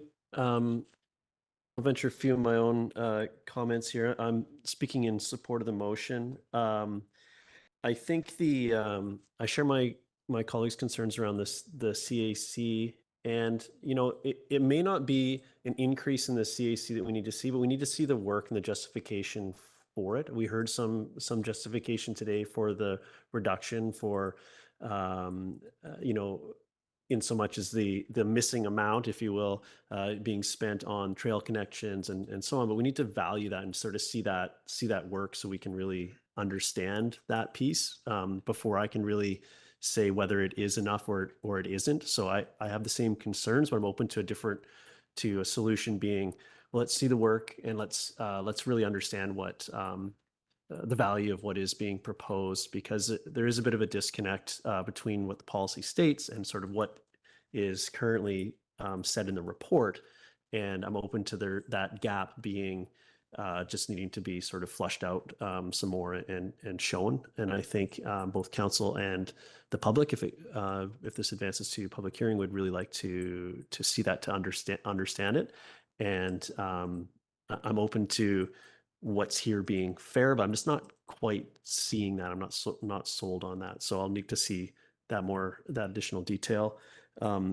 Next time we see this, I do think that the first reading is appropriate at this point with the outstanding issues, and it will need to come back. Would need to come back to schedule a public hearing, regardless of if we went to second reading at this point. So, and the outcome of those reports may change some of the pieces here. So I think first reading is appropriate, and I agree with staff's assessment of that. The sunset on the LDA is something that I'm not just on this project, but in general, is something that I'd like to explore. And perhaps, I don't know if that gets developed through this LDA or if that's an aside to set the new standards for LDAs going forward. But that is an area that has had some frustration for me in other developments in the past. So I'd like to see some work advance there, and I'd like to see that come into play on this particular project. Traffic bars, DC. And the childcare assessment, I appreciate the rough sort of what I'm going to call. I know it was more detailed than rough math, but I appreciate where we got to with the assessment there. If any further thought could be given to anything that we could do to help increase those numbers through design or any piece of this besides just making that space on that in building 3, I believe it is, larger. But I just want to make sure that we're really out of the way and we're not putting any undue limitations on the size of that due to landscaping issues or various other pieces that would be involved here.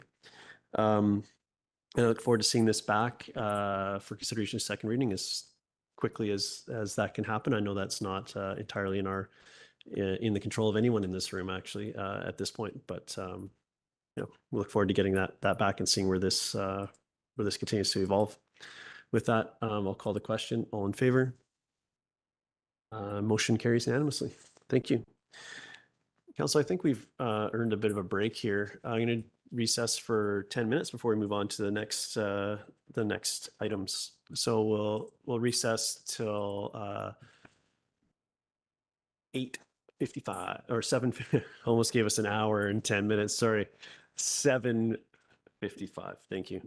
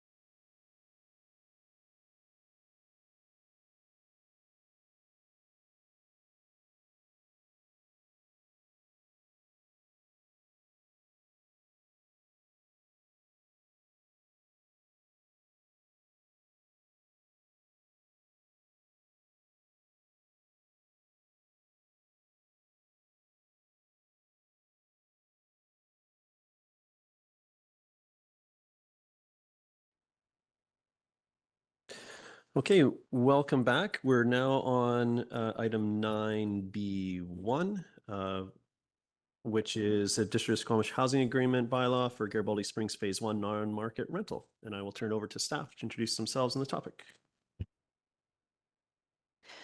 Thank you and good evening, Mayor and Council. My name is Jessie Abraham, Planning Consultant presenting on behalf of the Community Planning and Sustainability Department. I'm here tonight to present 2 housing agreement bylaws for first 3 readings for non-market rental housing at Garibaldi Springs. The housing agreement bylaws were presented for first 3 readings on July 18th this year. However, due to revisions, new housing agreement bylaws are being brought forward for council consideration. Under the terms of the Garibaldi Springs Land Development Agreement dated September 28th, 2018, the developer agreed to construct a minimum of 18 non-market rental units, 8 units in Phase 1 and 10 units in Phase 2. Housing agreements are required to secure these units as affordable rental in perpetuity. A sample calculation of the monthly rent for the affordable rental units is shown on the screen here, and since presented at the July 18th regular meeting, have been updated as per the most recent taxation year data. Rent rates are consistent with the perpetually affordable housing policy. Staff are planning to address the permitted rent rates by unit type in the next update of the policy scheduled for 2024. The Phase 2 housing agreement will allow for a minimum of 2 affordable housing units to be sold or transferred at a time. This is a revision from the housing agreements presented at the July 18th meeting, in which the units were required to be sold in pairs. The proposed revision allows greater flexibility for the developer while still restricting the number of owners that must adhere to the reporting and compliance requirements of the agreement. The only other revisions to the housing agreement bylaws that were presented at the July 18th regular meeting is the attachment of schedules that were missing in error.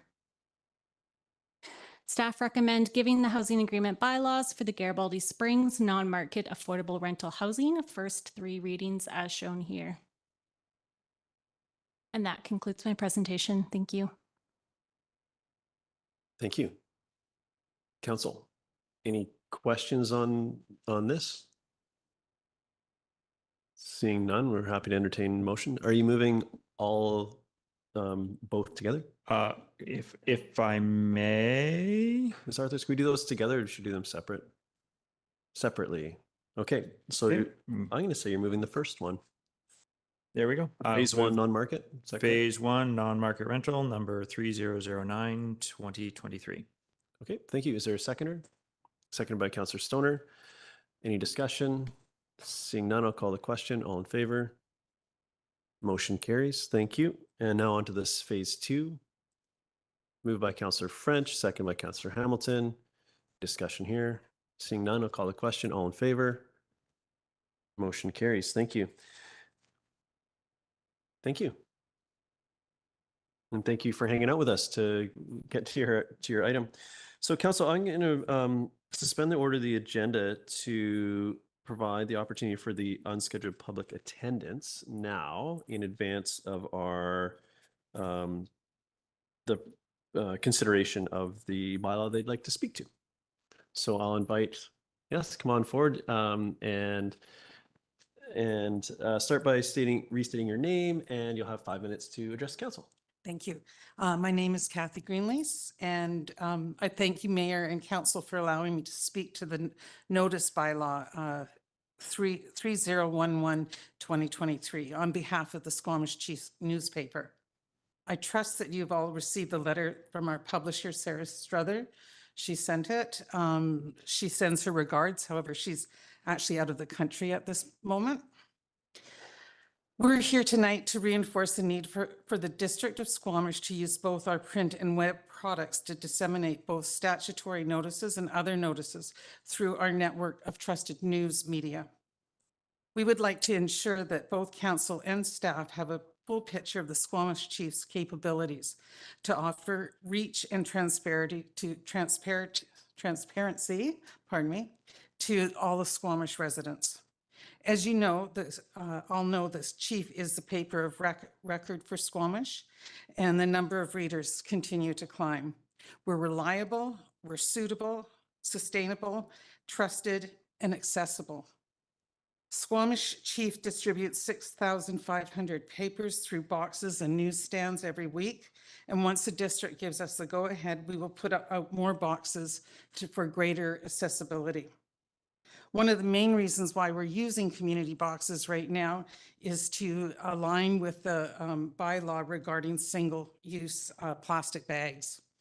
It's almost impossible to deliver dry papers all year round in Squamish. Squamish Chief is averaging 450,000 page views monthly with over 110,000 users, and we're growing. Earlier this year, we had a month that we received over 600,000 page views. Our newsletter has seen incredible growth over the last few months, and we're now at 2,500 subscribers. The newsletter goes out every weekday, so 5 days a week, delivered directly to people's email boxes, and they are subscribers. We call our subscription list continually to make sure that they're real. So again, we're not here to argue against the bylaw, but to remind council and staff that they have a trusted and valuable resource in the Squamish Chief Media Company. So that's all. Thank you. Thank you very much.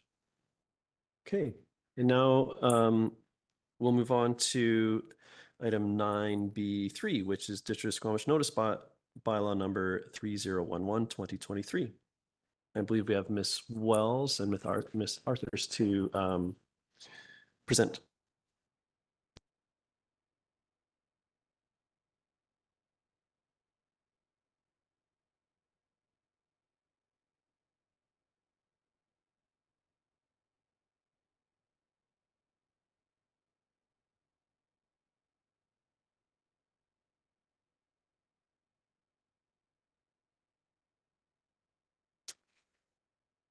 Or Russell. What's that? Russell. You'll get it. Oh.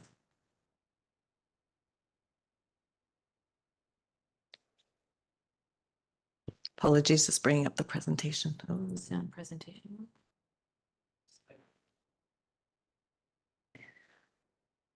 Mayor and Council, I'm here tonight to present the District of Squamish Public Notice Bylaw number 3011-2023. And who are you? Oh, sorry. Carrie Wells, Director of Corporate Administration, my first real council meeting, so bear with me as I make my way through this. So tonight we are presenting a new bylaw that authorizes alternative means of publishing statutory notices to ensure the district complies with the requirements for providing public notice under the Community Charter and the Local Government Act. So public notice is often provided for public input opportunities around land use, rezoning, tax sales, elections, alternative approval processes, and so on.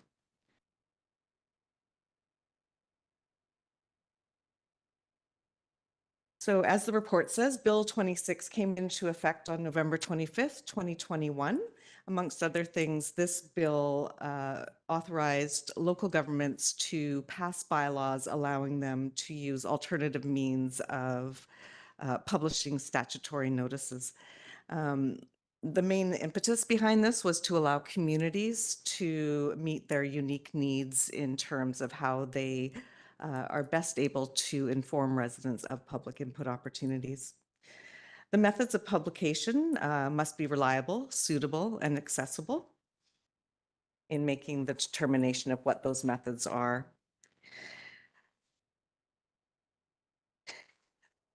So the bylaw before you tonight ensures that the District of Squamish is prepared should any of the three proposed methods not be available. As you heard from the chief this evening, we are not recommending that you discontinue all advertisements in the chief, just that we go down to one advertisement in the chief, as well as using the other methods proposed in the bylaw, which is the District of Squamish's website with a specific public notices webpage, as well as through our e-newsletter. I've been advised that these notices are also published through Facebook with a link back to the public notice on the district's website. So, sorry. So the proposed bylaw provides that statutory notices must be published by at least 2 of the following methods, which I just went over. And the notice must be published at least 7 days before the matter for which notice is required, unless a different period is prescribed by legislation. And of course, council has the discretion when anything is brought forward to them that requires public notification to add additional types of notification if they so choose. But staff does feel that this adequately provides notice to the community in as many ways as possible. And I think that if we do have that new public notices webpage, residents will become accustomed to finding all of the public notices in one place. And so the staff recommendation is that council give first 3 readings to District of Squamish Public Notice Bylaw number 3011, 2023. Thank you. Thank you for the presentation. Council, do we have any questions on this? Go ahead, Councillor French.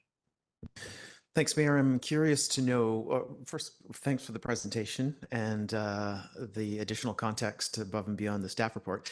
Does staff anticipate that with the passing of this bylaw, the amount of advertising money paid to local advertising outlets will decrease, increase, stay about the same? Just to be clear, so this is not for all district advertising that we put on the district page in the chief. This is just for the statutory notices. So reducing the statutory notices in some instances to 1, there will be a reduction, but not forgetting that that is not our sole advertising through the chief. We still have all of a policy that requires us to put our job postings in there. We'd still do the rec opportunities, as well as any other notices and notifications on the district page about upcoming meetings. Those are all still going to stay as is. It's the statutory notice. So, and of course, around elections, it will still remain the same. And I think for us, that is during an election year, that's a bulk of our advertising or our notices. Thanks, Mayor. Thank you. Councillor Stoner. Thank you. Through the chair, the bylaw is drafted in the second section. It says that at least 2 of the following means will be used: advertising in print newspaper, posted electronically on the public notices landing page, or distributed electronically via the district e-newsletter. I appreciate that in some ways this gives us additional flexibility, but I think one of the challenges is trying to remain consistent for our community in how we actually provide statutory public notice. So I'm just wondering, given that we're giving ourselves this flexibility and using only 2 of the 3, how does the community know which 2 of the 3 will consistently be used, or is that just dependent on the type of public statutory notice that we're providing? So we intend to actually do all 3. And that is from the communications department. My understanding is that that is currently what does happen. So this gives us the flexibility when one of those options might not be available. For example, if the chief were not able to publish a paper for whatever reason, maybe there's something has happened to their building, or there's resourcing challenges or something, it allows us to still be within meeting the requirements for our notice publication. But really going forward, we would intend to do all 3 of those things consistently.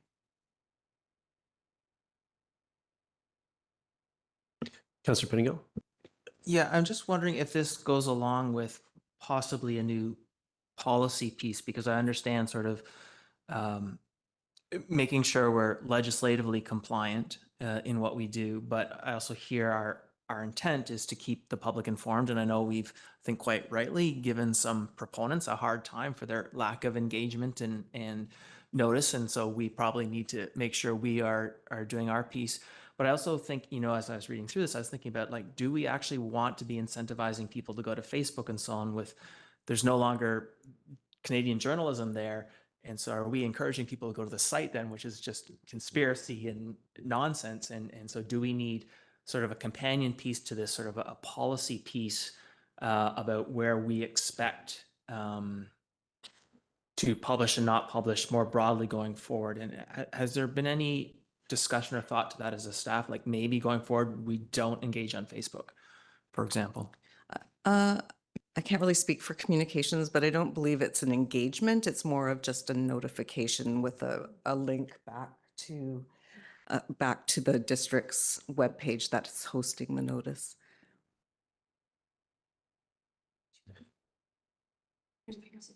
I'll let, she's probably the better person to answer that. Good evening, Mayor and Council. Christina Moore, Director of Communications. I'm here for the next presentation, but happy to help answer some of the questions here.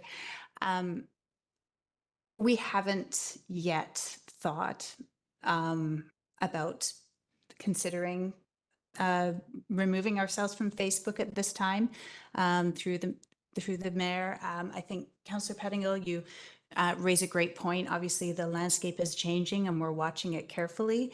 We do have a strong audience on Facebook locally, and we certainly reach a lot of our community that way. So it's not something we're currently contemplating, but it's a question that we'll continue to explore. Okay, thank you, Councillor Hamilton. Thanks very much. And thank you very much for putting together a bylaw which is thinking forward about different mechanisms of communication. To me, this is really a question of transparency in our local government. Our local government we absolutely have to hold ourselves to a standard that our citizens can know where they can get the information without question. And that comes to the reliability piece. And in that, it's not clear to me that our own website and e-news systems have demonstrated the reliability that the Squamish chief has demonstrated over the past, I don't know how many decades the Squamish chief has been running. And so I'm hesitant to reduce our public notices through that one channel. I am absolutely very happy to see an increase in our distribution of public notices through our own channels, and should in any future publication through newspapers become not viable, then I think we have a very easy way to modify this bylaw.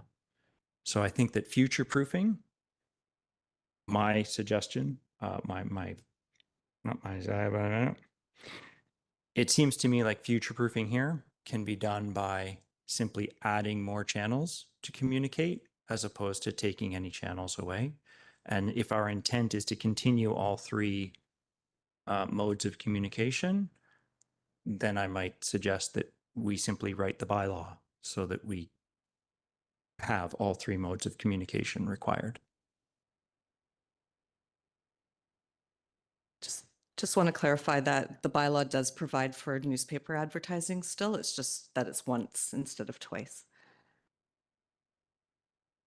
So under section 94(1) is the default advertising rules under the community charter, and that allows or provides that local governments have to advertise once each week for 2 consecutive weeks.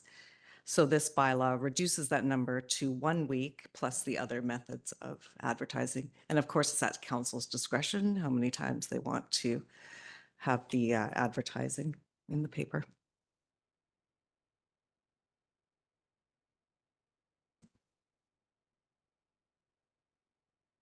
It's the two of the three mechanisms.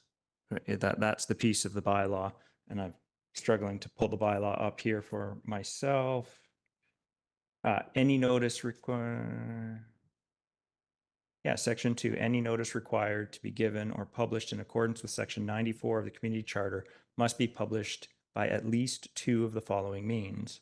So does that not mean that we can publish electronically through our webpage and through our e-news without print newspaper at all?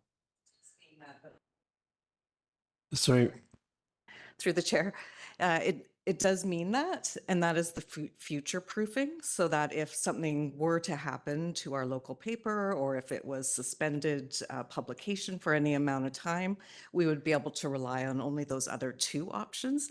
But the intent going forward is that we still advertise in the paper one week, and also through the other means in the bylaw. If that makes sense. There's no intention to stop advertising altogether in the paper.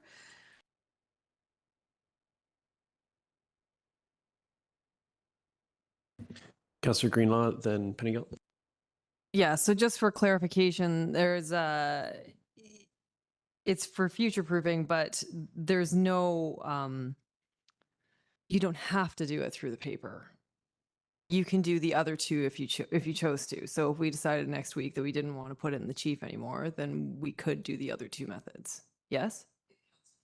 Yeah, okay. Sorry, just wanted some clarification on that. I was wondering if there was any flexibility in this at least 7 days before the matter. Sorry, we need the microphone. Can I just keep it on? That's the minimum requirement under the legislation, so that can certainly be increased if council so desires. And for things like elections and those types of processes, there's other legislated timelines that have to be met that are beyond the 7 days. I just want to note too that this doesn't preclude land use and public hearing notices being delivered to residents as per usual. Thanks. Okay, Councillor Pettingill. Yeah, just in the context of this bylaw, it says a print newspaper. Where's the definition of that in terms of like what is sufficient for printing a print newspaper? Or like is because we've been talking about a specific business which we can't sort of speak to, but then so if there's nothing in mind, like like there's a tongue-in-cheek, for example, is that sufficient? Or and like is there a reason, like is that sort of a well understood provincial definition and that's why we don't have to sort of define it better in here, I guess is what I'm getting at. So print newspaper is a well understood medium, and they refer to it in the Local Government Act, the Community Charter, and all of that.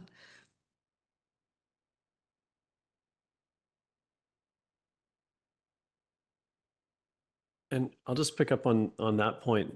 Is there to maintain that, like, I think of these things, and we'll use tongue in cheek as as a tongue in cheek way to talk about this. It doesn't have I would say it doesn't have the distribution or the content or the distribution. But can you speak a little bit to what defines that as a newspaper, just to give us some context? Is it a certain number of units? Is it a certain style of distribution? Is it certain content, that kind of thing? So through the chair, a newspaper is defined by the legislature. It has been defined. It has been determined in court for municipal use.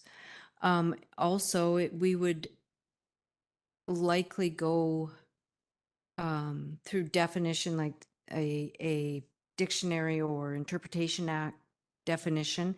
And I would have to take a look, which I could right after this, but it's very probably referred to also in the regulations, the Local Government Act regulations.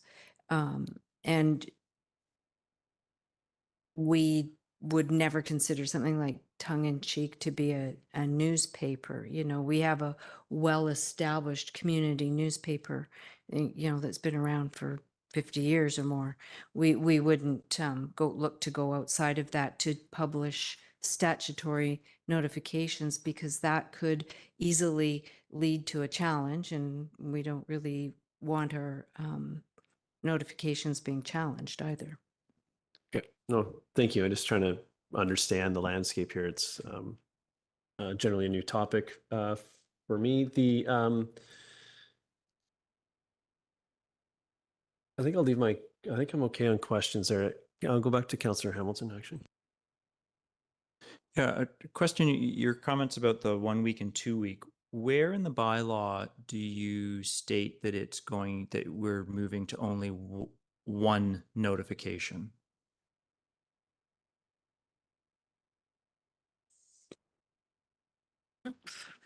It doesn't specifically note that in the bylaw. It does note it in the report to council.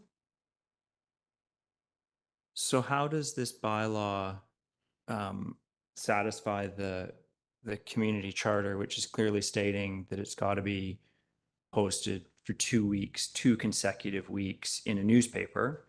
Alternate means are possible, but that bylaw, the local, sorry, is it Community Charter or Local Government Act? Get the two mixed up. Doesn't specify that you can go down to 1 week if you're using an alternate means. So there's, with Bill 26, 2 options are now available to local governments. So there's the default option, which is the 2 weeks, 2 consecutive weeks, once each week, or council can pass a bylaw that can be different from that, as long as the methods are still reliable, suitable, accessible. So what's our motivation for reducing effectively the notice period? Because 2 consecutive weeks means that we're giving our community more notice period. We are effectively reducing the amount of notice period by saying we only need to give 7 days notice instead of 14 days notice. Right. So for public hearings and land use applications, we would still be notifying residents over a 2-week period. We are required to send out letters to adjacent properties and such. Some of the other notifications, I'm not sure that it's necessary always to have 2 weeks, such as publishing the council meeting schedule annually, or the annual report to council. Those things are available on our website. They'll always be available on our website. However, if council decides that they prefer to put in the bylaw a longer period of time, that's at your discretion as well. If I could just add to that, those are the types of notifications that only require 1 publication, and historically we've done 2. So we're only going to do 1 now. So not public hearings, the other annual report notification. I think temporary use permit might be one of them as well. Sorry, I think I'm getting confused in the conversation. I thought this bylaw was referring to statutory public notices, yes? And you're saying there are different forms of statutory public notice that follow different periods from what I read in the Local Government Act.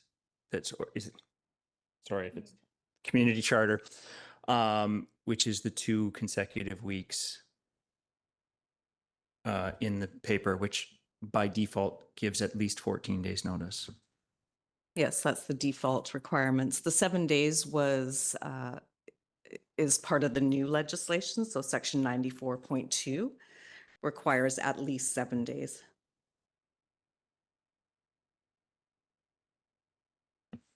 So this is more of a at least, to ensure that we are at least providing 7 days of notice, not any less than that. Okay, council, any further questions or on this? We do have a recommendation before us. Go ahead, Councillor Hamilton. I do actually have just in bullet 3, it says any notice referred to of the bylaw, any notice referred to in section 3 must be published at least 7 days. Is that section 3 referring to itself, or is section 3 supposed to be sorry. referring to section 2? No, that's a good catch. That's just a misnumbering. It should be number 2. We'll change that before. Thank you.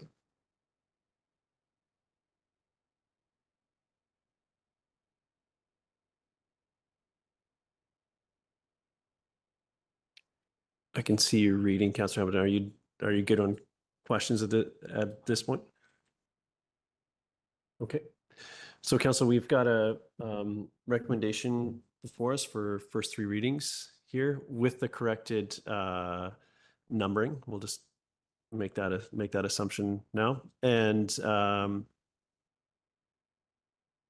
we're ready to end. I think it'd be time for a motion if someone wants to make a motion. Go ahead. I'll make a motion that we adopt the staff recommendation with the slight change to section 2 of the bylaw that reads, any notice required to be given or published in accordance with section 94 of the community charter must be published by at least 2. Change that to must be published in all of the following means. Ms. Arthurs? Could I just give some clarification before that happens?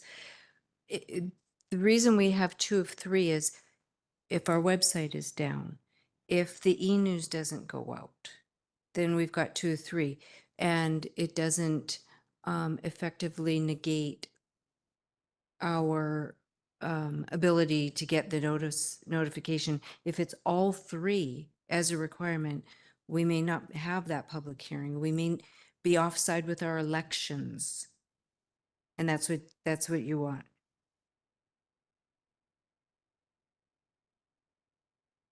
If I Glende? Hold on, microphone first, and I do have a hand from Ms. Glende, which we may need. If we are to be a reliable source, that's our definition within the requirement from the ministry that our alternative source be reliable. We need to believe that we are a reliable source, and thus we suffer the consequences of being not reliable. Can I suggest, can I suggest that instead of requiring all 3, that we change the wording to something like that all 3 methods will be used unless one of the methods is physically unavailable? The whole point of this is future proofing, and if we're not going to do that, there's not a lot of point to the bylaw. While we pondered that point, we have a hand from Ms. Glende. I'd like to hear from at this point. Thank you. I recognize that there's a motion on the floor, but I do want to provide no, there's not a motion on the floor. Okay, thank you. To provide additional clarity, I understand, like, what I'm hearing from council is that the idea of being reliable and consistent in all our mediums or communication methods. The future proofing as well. So if a notice for public hearing goes out and we find out a day later that, oh shoot, there was a glitch with our website, or something occurred with the print newspaper company where the notice didn't go out, now the public hearing cannot be held. Or if we find out after the public hearing that somehow one of the 3 communication methods didn't go, the public hearing is what's the word, fatal, or can be challenged, and we have to do it over. So there's 2 things I'm hearing here. One is a reliable, engaging, consistent communicator, and the other is making sure that we're meeting all our legislative requirements so that we can keep business moving forward. And what this bylaw is trying to do is the latter, recognizing that the former, the consistency, is ultimately our value as an organization generally.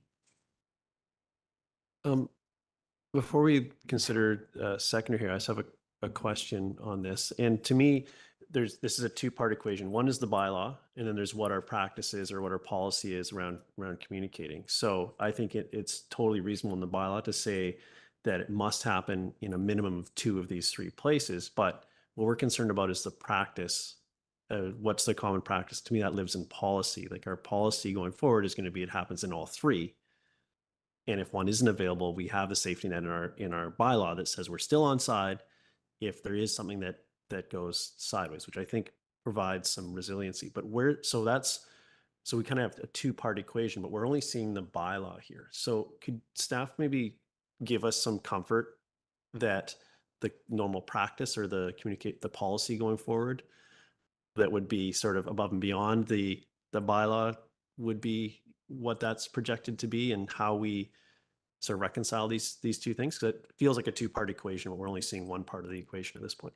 Yeah, we can draft a policy around statutory notification and include wording that indicates that we will proceed with all three methods unless there is an issue with one of the methods, then we will revert to the two. And we'll have criteria around what the issues might be. Okay, so that's satisfactory. Okay, thank you for that. Yeah, Councillor Greenlaw. Well, I guess I have a bit of a comment. My concern is that, like, I would like to see the print prioritized, because it is a conversation around accessibility as well as supporting local journalism, which we really do not want to lose. But my concern is the wording in the bylaw is such that, although yes, there is bylaw and there is policy and there are two different things, the wording in the bylaw is such that the print newspaper could be eradicated, and that would leave a lot of our population without access to that information. Yep, and that's why I think this could be a two-part piece. I think might accomplish what I'm hearing in the room. I'm open to hearing from council on this. We do have a motion that hasn't been seconded. Is there a seconder for that motion, or is there any comments, further comments? Councillor Penningill? Yeah, I guess what I'm struggling with is, from the discussions I have with people, often in a different context when someone else is responsible for publishing, the expectation is that there's something available in an easily accessible print newspaper.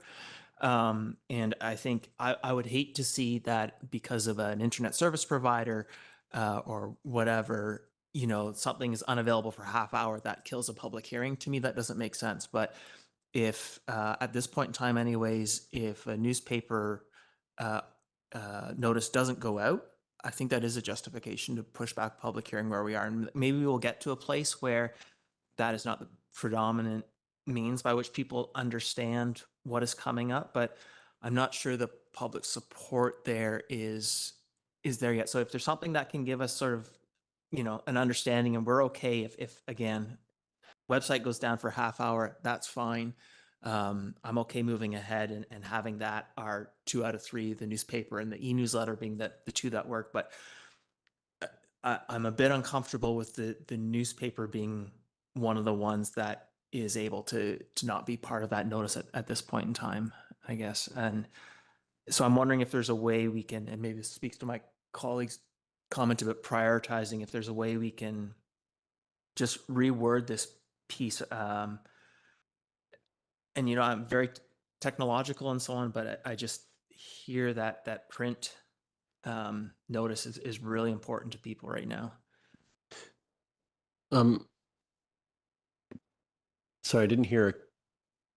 Oh, was there a reply from staff for that? I didn't really hear a question. Didn't really jump out at me from that, Councillor Penningill. But I'll venture a question here: is the policy that would say that we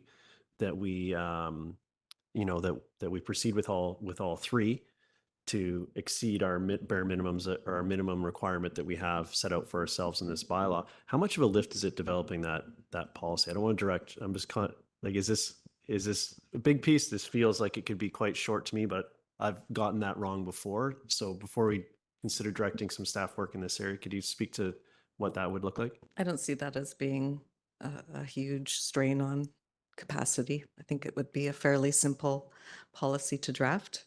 And if council is concerned about the priority, we can add wording such as in the following order of priority to the bylaw. Thank you. Seeing as there's no seconder for the first motion, I'm going to venture one of my, Do you want to take a swing at this, Councillor French? I was just going to keep it really simple and move the staff recommendation. Sorry, with the thought that if somebody wants to bring another motion that directs staff to bring forward policy, I'd be open to that discussion after we deal with the staff recommendation. Okay, thank you. Councillor Stoner, are you seconding? Yes. Councillor Stoner seconds. Would you like to speak to it?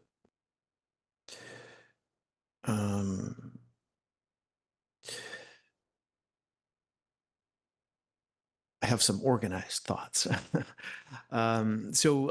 Local news outlets with print origins are really struggling. We all know that, and have been for a few years, as their traditional sources of revenue, namely subscription fees and classified advertising, have almost completely disappeared. So advertising revenue generally has migrated significantly over to Google, Facebook, and other online options. So statutory government advertising is more important than ever to local news outlets due to the stability, the reliability, and the predictability of that advertising coming from local governments, and the need to get that message out. So I'm supportive of what's in front of us, and I'm confident that with the additional piece of some backing policy that makes our concerns and priorities clear around this, we can achieve exactly what Council has expressed as our desired outcome from this process. Thank you. Any other comments? Go ahead, Councillor Stoner. Thank you. I will support the motion on the floor and first three readings for this bylaw. To me, this is an administrative bylaw that helps backstop some of our municipal operations. It is not intended to change the way that we communicate to the public in a substantive form. We always aim to be as transparent and share as much information upfront as possible. And the local newspaper we are so fortunate to have in our community is one of those key platforms that we use to get our message out, not just for statutory notices, but for all kinds of advertising at the district to try and communicate with our community about what is happening. I think that this backstops us for anything that might happen in terms of our statutory notices, but we're still maintaining a high bar for our community on how we're trying to communicate. I do appreciate that there are some concerns that would potentially shift over time or give us some cover to not use print advertising. I haven't heard from staff that that's the case, but I would support an additional motion to include that language in policy. We do actually have a development and project communication policy that might just need a little bit of tweaking so that that information can be included in there. But we have in that language of that policy specifically around including print media for especially development and rezoning packages, which we know are often the highest priority for our community. So to me, this is not an effort to try and reduce the amount of information that is being shared through our local newspaper. We still see that as an extremely valuable way moving forward. It just gives us a little bit of flexibility if needed for our statutory public notices. And I think that that is good practice to have that flexibility while maintaining a high bar at this council table with our staff on how we communicate to the public. And I'm confident that that's what we're doing. Thank you. Thank you. Councillor Penigal. Yeah, I'm not quite there on this one yet. I think for me, again, even the people that are computer savvy, they still rely on the newspaper for a lot of these notices. And I think for a lot of this stuff, if we find ourselves in a bind where we really need to get something out, we need to get that notice done. For me, that's not the solution to be able to just sort of throw something out quickly. I think our processes, and we need to, and it's difficult, but our processes need to be such that we can get these notices out, I think 2 weeks probably. I know a lot of people would actually prefer longer. And so but I'm not so comfortable allowing ourselves to go shorter. So, I do think there's some value in some of what was discussed. Like, what if the website goes down for a half hour, 15 minutes? Does that kill a public hearing? And I would hate to see that. And so if there's a way we can come up with something that addresses some of those concerns, but I think for me, 2 weeks and 2 consecutive weeks of newspaper notice, I think is something that's important to our community right now. And so I'm not quite there on relying on policy to achieve that. I think that should be probably in the bylaws still at this point. Thank you, Councillor Hamilton. Yeah, I'll speak against the motion on the floor. I think that it's extremely important for us to hold ourselves to as high a bar as we can reasonably hold ourselves, particularly when it comes to public notices, particularly statutory public notices. I think that we have an opportunity here to demonstrate that we can extend the mechanisms by which we hold ourselves accountable. And I think that our community will value that. But I don't think that allowing us 2 of 3 options is going to be of service to our community. Thank you, Councillor Greenlaw. I'd also like to speak against the motion. I'm uncomfortable with having a policy that somewhat contradicts our bylaw. When push comes to shove, the bylaw holds more clout than a policy does. And right now, as it stands, we don't have to, according to this bylaw, we wouldn't have to publish in print necessarily, and we'd only have to give 7 days notice. And for me, I have been called a Luddite before, but I am not super into technology. I will not touch social media with a 10-foot pole. And there are a lot of people in our community that rely upon printed newsfeed, and I would like to see that protected in some capacity. I understand this is future proofing. I understand there may be situations where one of the 3 options are not available. I understand all that, and I'm okay with protecting that going forward. But I do think. I do feel like there has to be prioritization for the print, and I do appreciate the double printing that we're doing right now, because I have a hard time with only having 1 week notice. And I would imagine people in our community do as well. And I would like to, one of my dreams is to facilitate the interaction of the people and government. So yeah.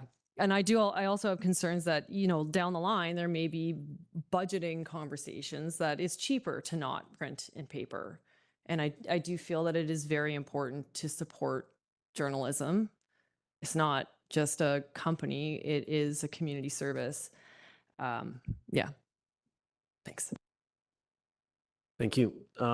Speaking in support of the motion, with the caveat that I'll be making an additional motion following this around some policy that I hope will address some concerns that I've heard around the table.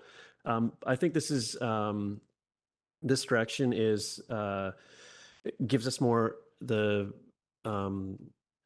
organization some more options going forward, and it does align with and really aligns with the options that are made available to us through the Local Government Act. So I think this is totally an appropriate course of action from a bylaw perspective, but I would like to understand the to sort of formalize that intent to continue with all 3 unless one isn't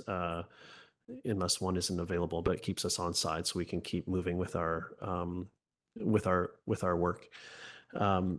So with that, I'll call the question on the bylaw. All in favor? And opposed? So Councillor Hamilton, Greenlaw, Pettingill oppose, and motion fails. Okay. Then there's no.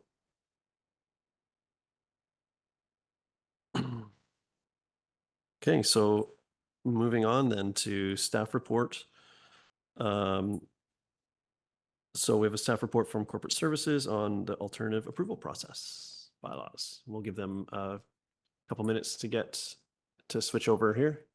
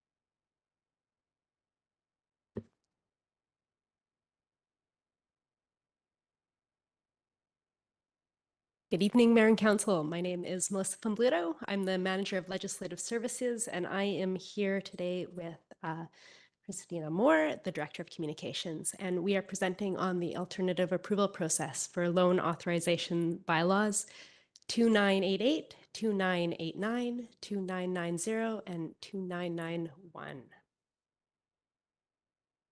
The purpose of today's presentation is to obtain council endorsement to proceed with 4 alternative approval process opportunities for the loan authorization bylaws listed on the slide.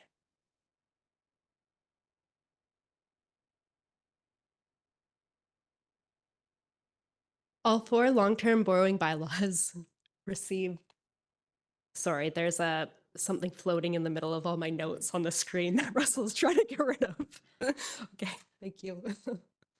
The bylaws were all 4 long-term borrowing bylaws received first 3 readings at the regular business meeting on June 6, 2023. The bylaws were then sent to the Inspector of Municipalities for approval and received approval on August 21st, 2023. In order for the bylaws to be adopted, elector approval must be received.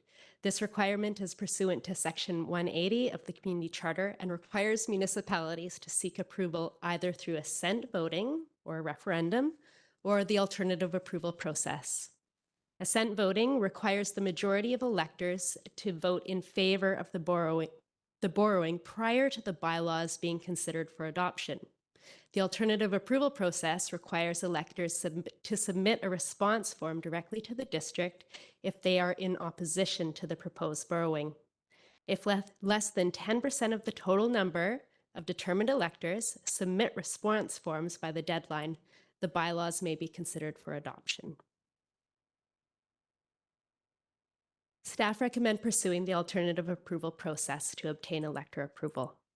To initiate an alternative approval process, Council must pass a resolution establishing the following parameters. The deadline for response forms to be submitted. This date must be a minimum of 30 days following the placement of the legislated advertisements. Staff propose October 23rd, 2022 as the deadline.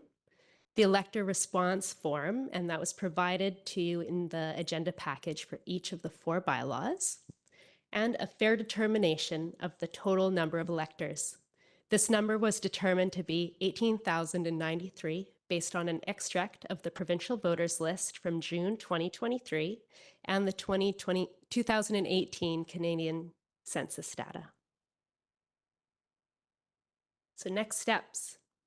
If council approval is received, the next step will be to place 2 ads in the newspaper. Elector response forms will be available at Municipal Hall starting on September 6th and also will be available on the district website. Elector response forms must be submitted to the corporate officer prior to the deadline. Once the deadline has passed, the corporate officer will determine and certify the total number of responses received. If the number is below 10% of the 18,093 elector estimate, the bylaw may proceed for adoption. If the number of responses received is greater than 1,809 or that 10%, the bylaw must proceed to assent voting before it may be considered for adoption. Following the deadline, staff will provide a report to council summarizing the results of the alternative approval process and advise if the bylaw may be considered for adoption.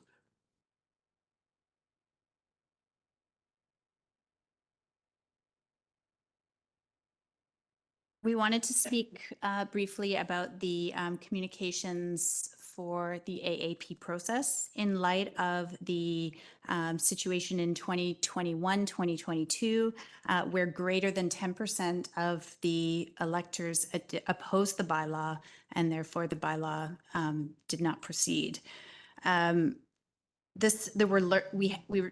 found a number of learnings that experience provided a number of learnings for the district that we have incorporated in this new process moving forward to improve our communications of an AAP and therefore improve the AAP process overall. So we just wanted to take you through a few of those learnings and a few of those improvements that we're making.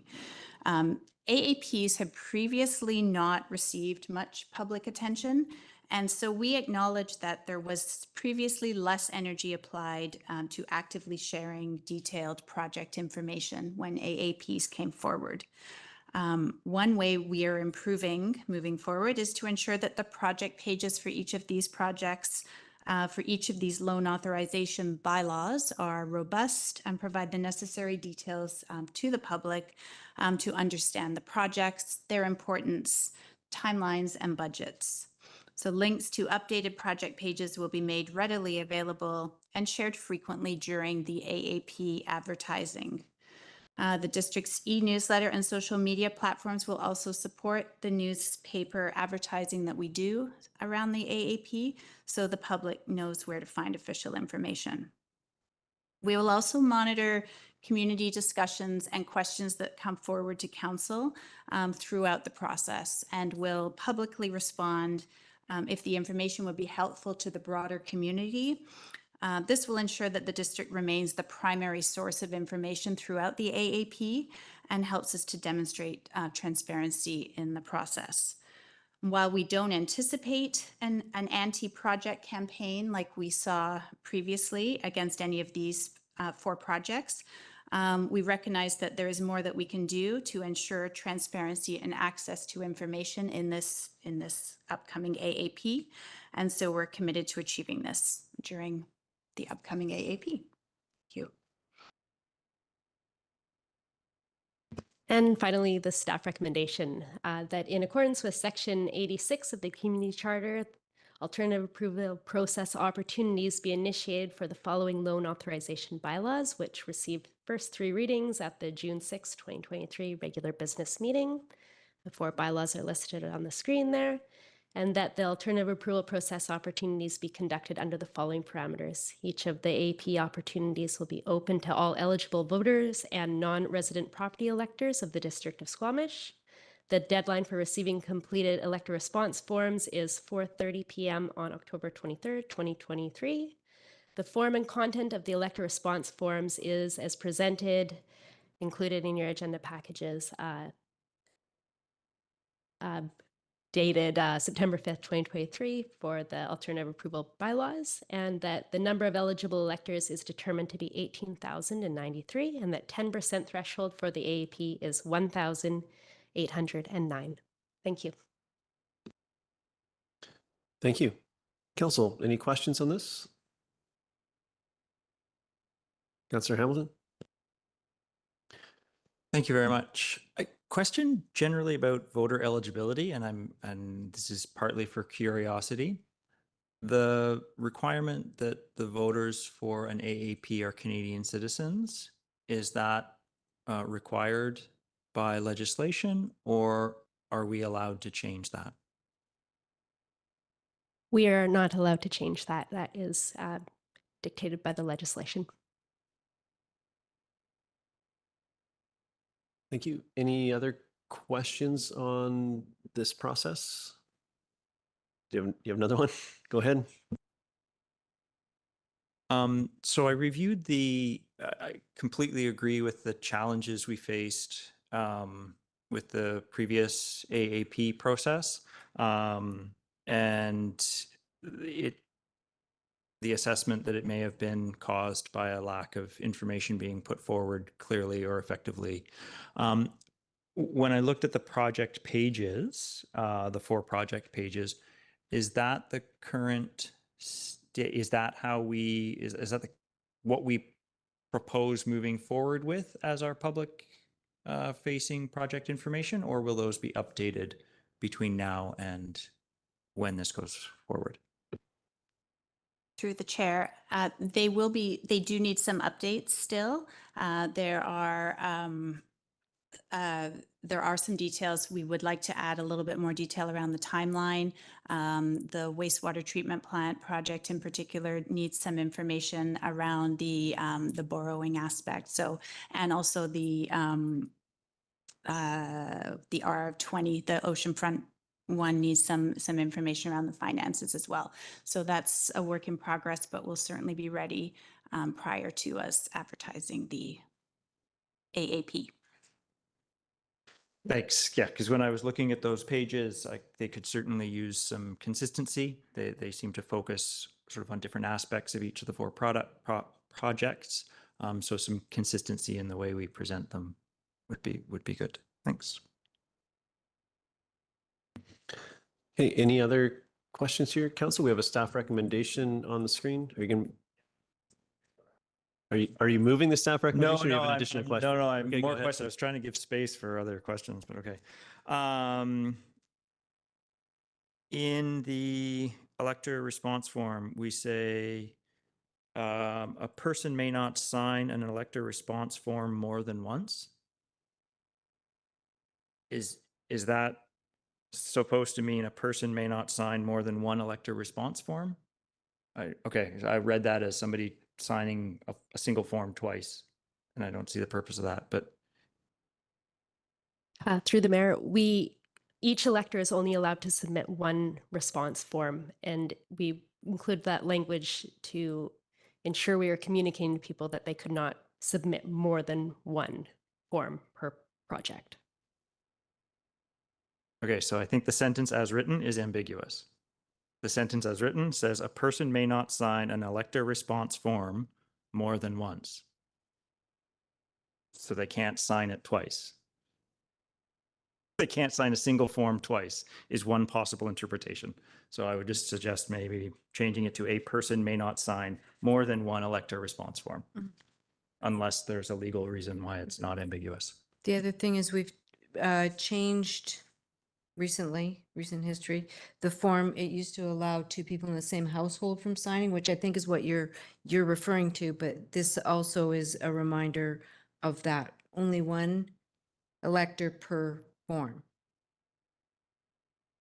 And only one form per elector, like what you're saying in addition. But this sentence doesn't prevent two people from signing a single form. It just says one person can't sign it twice.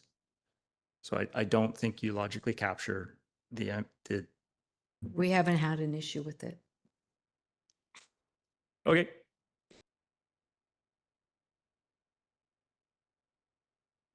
Okay. Any questions, or we do have the staff recommendation before us? Do you have an additional?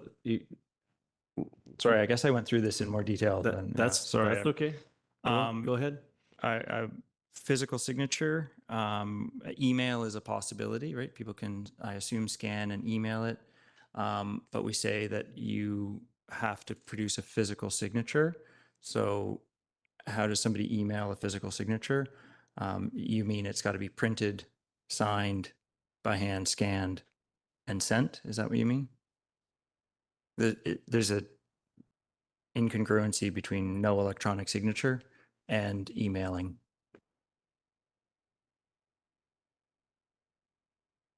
Through the mayor, we wouldn't allow electronic signature to be submitted. It would need to be a physical signature. Yes.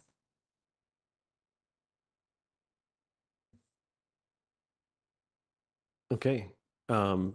Seeing no other hands, I'm going to move the staff recommendation together. I'm looking for a seconder. Moved by or seconded by Councillor Pettingill. Be brief to this. Thank you for your work on this and for showing that the lessons learned from previous endeavors are being applied here. And I know that alternative approval process received quite a bit of scrutiny last time as far as the forms and sort of all the other aspects of it. So it gives me confidence going forward that that what we have in place here will be robust enough to reflect the will of the community, whatever that may be, throughout this process. Any other comments? Okay, seeing none, I'll call the question. All in favor? Motion carries unanimously. Thank you. Next, we have a application for some grant funding, and we have Miss Mulligan, I believe, electronically. There she is. Oh, yeah, she's there. And sorry, did you have something, or you were just pointing to the screen? Okay. Good evening, Mayor and Council. And I'm just going to share my screen. I have a very, very short 3-slide presentation.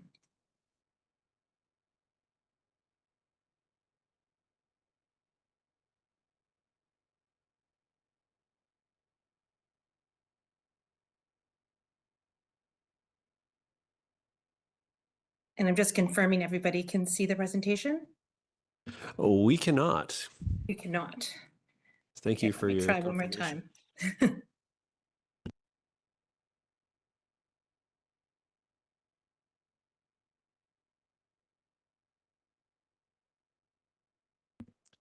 There we go.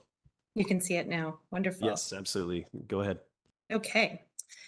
Hello, Mayor and Council. My name is Kate Mulligan, Economic Development Officer at the District of Squamish. Tonight, I am before you to seek Council's authorization for a district application to the Federal Can Export Community Investment Program. Can Export is a federal funding program from Global Affairs Canada with the objective of increasing Canadian employment by supporting communities' collaborative efforts to attract, retain, and expand foreign direct investment, or FDI. While this grant is focused on attracting foreign investment from outside Canada, we're leveraging this opportunity to support existing businesses with new tools, education, and training, and to attract new businesses to the region to increase local employment opportunities. FDI can attract innovation, entrepreneurship, and capital to benefit the existing local business ecosystem. For example, FDI may include entrepreneurs seeking to establish a new target sector company in Squamish, or individuals and companies seeking a partnership, acquisition, or equity investment opportunity at an existing Squamish firm, or a new company that will serve to fill an important supply chain gap. Staff are seeking investment opportunities that can support existing core sectors with new supply chain partners, infrastructure, and support services and capital investments.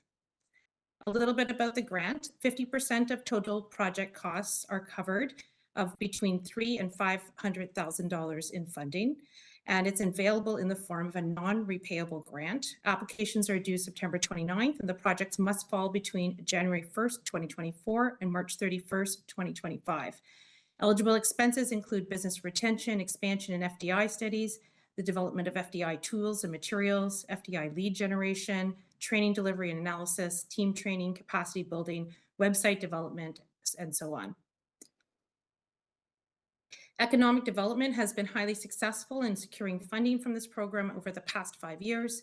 The district has applied for funding to generally support its foundational sector development and investment attraction strategies as identified in the district's emerging sector roadmap and action plan.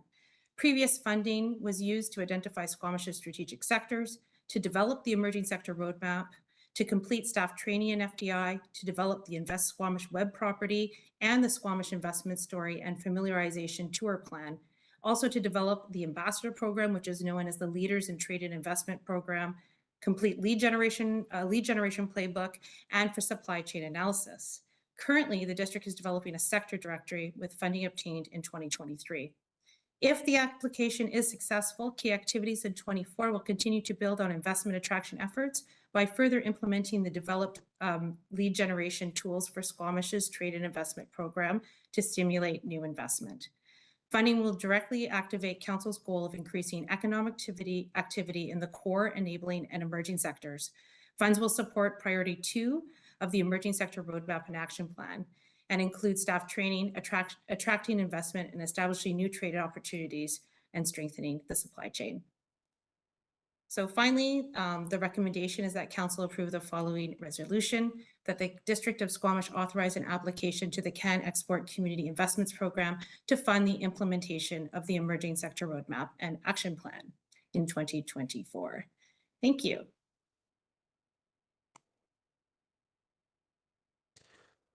Thank you. Council, any questions on this?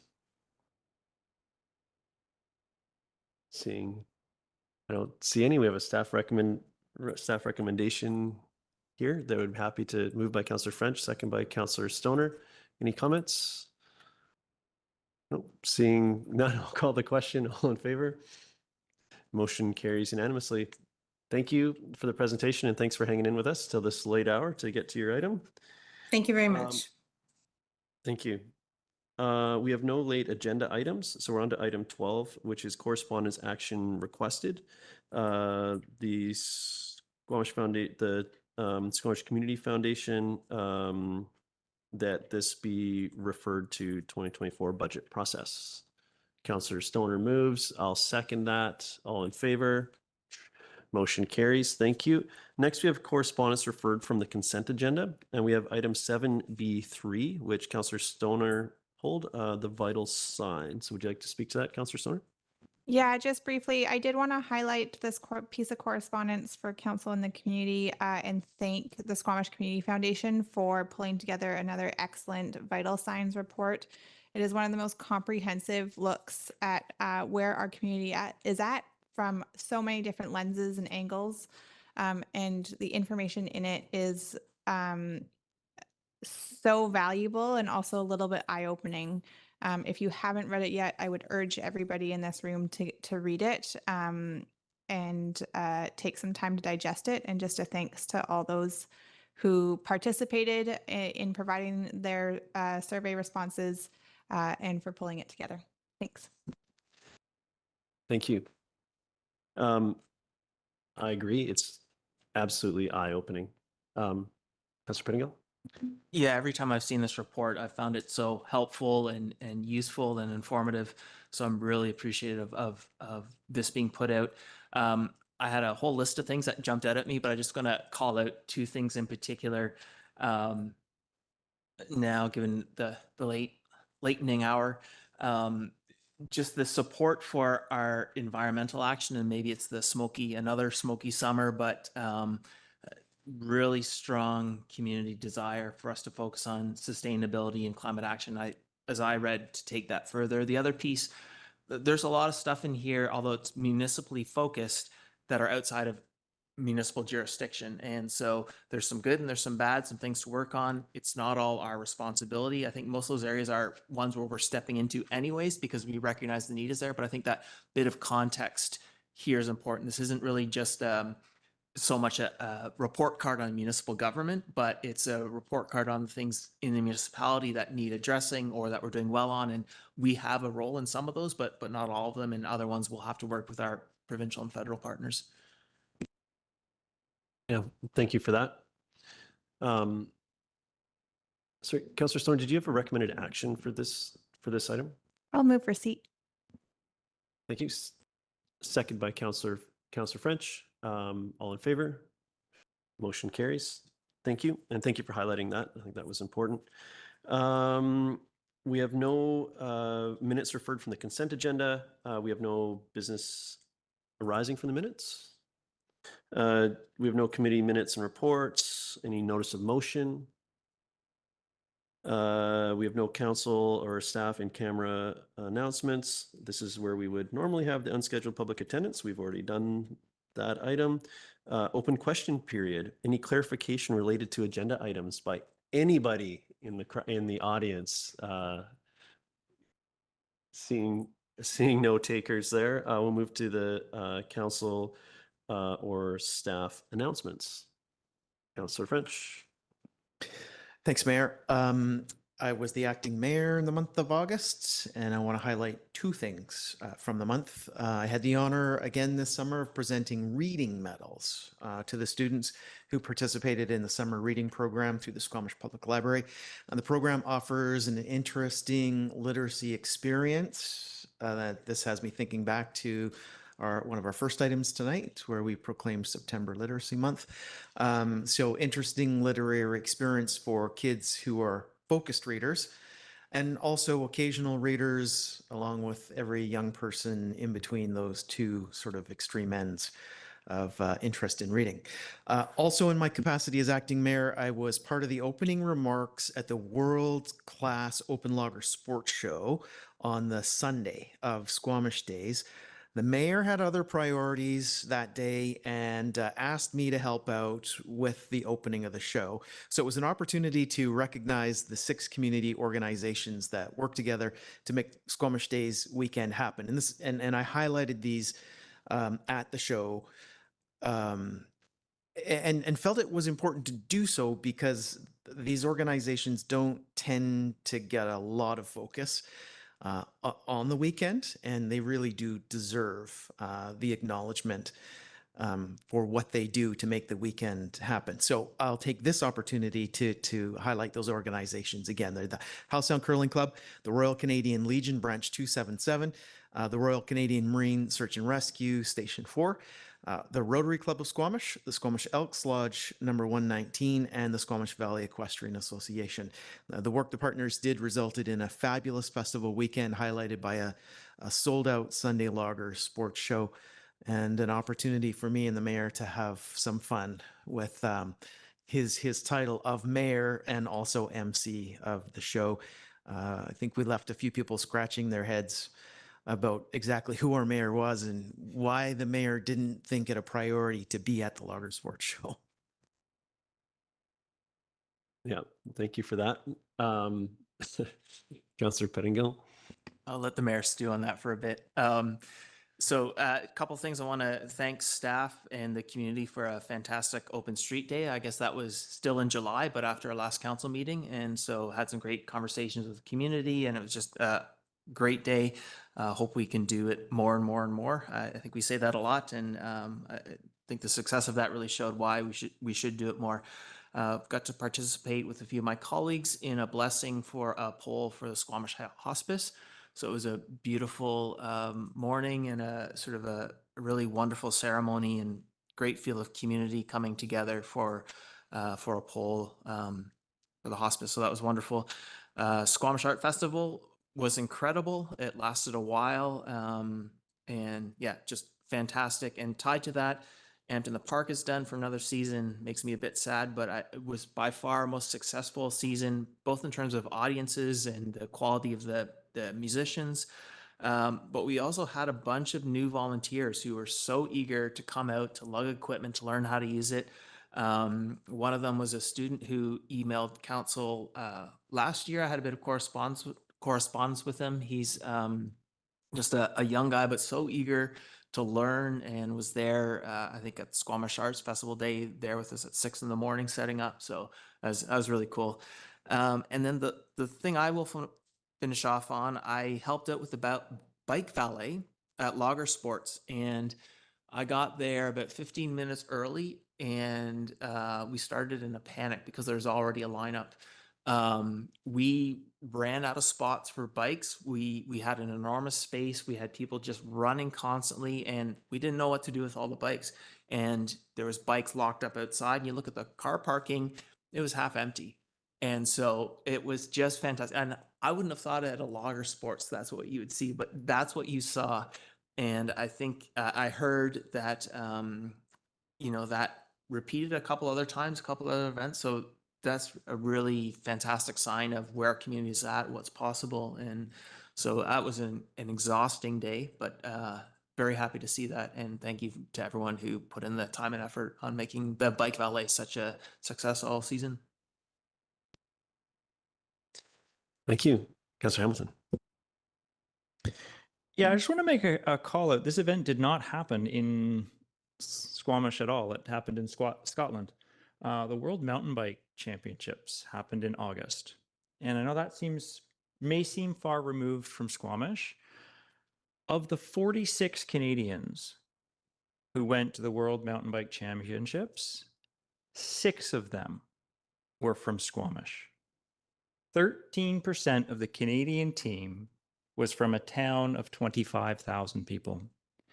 And I thought to myself, the standard is there something in the water, and it's got nothing to do with our water is great, but it's got nothing to do with our water.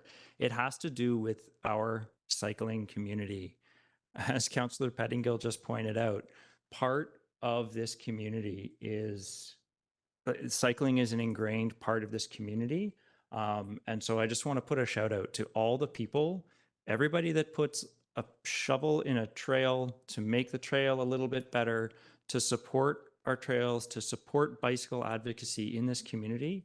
This community is what has come together to produce some amazing young athletes. And I would like to congratulate also those amazing young athletes for all the work they've put in to get to where they are. Thanks. Thank you. Any other takers on this opportunity? Go ahead, Councillor Stoner. I think my colleagues have done an excellent job reflecting on a very full and creative summer in Squamish. It was amazing to see all the programming that was happening around town. Just want to give a little forward look to this Saturday. The Brackendale Fall Fair is back, folks. So if you don't have it on your calendar, make sure you go. And then on Sunday, there's the walk and roll event at Stan Clark Park, which I'd also like to provide a shout out for. Unfortunately, I will not be able to make it, but I hope my council colleagues will. This is a little bit more forward looking, but we won't have a regular council meeting next week. But the following week from the 18th till the 22nd is the Union of BC Municipalities Conference. So council members and some of our staff will be busy in Vancouver, networking, collaborating, and learning from our colleagues from across the province, as well as doing our runaround minister meetings with provincial officials, and hopefully getting some traction on some of our priority areas for advocacy. So looking forward to that. Thanks. Thank you. Go ahead, Councillor Greenlaw. Just one more note about something happening this Saturday is it's the Grand Fondo. Plan travel accordingly. I will thank you for that look ahead, Councillor Stoner. We have a very busy September, all of us at this table and the community. I am going to go back to the trend of reflecting, however, and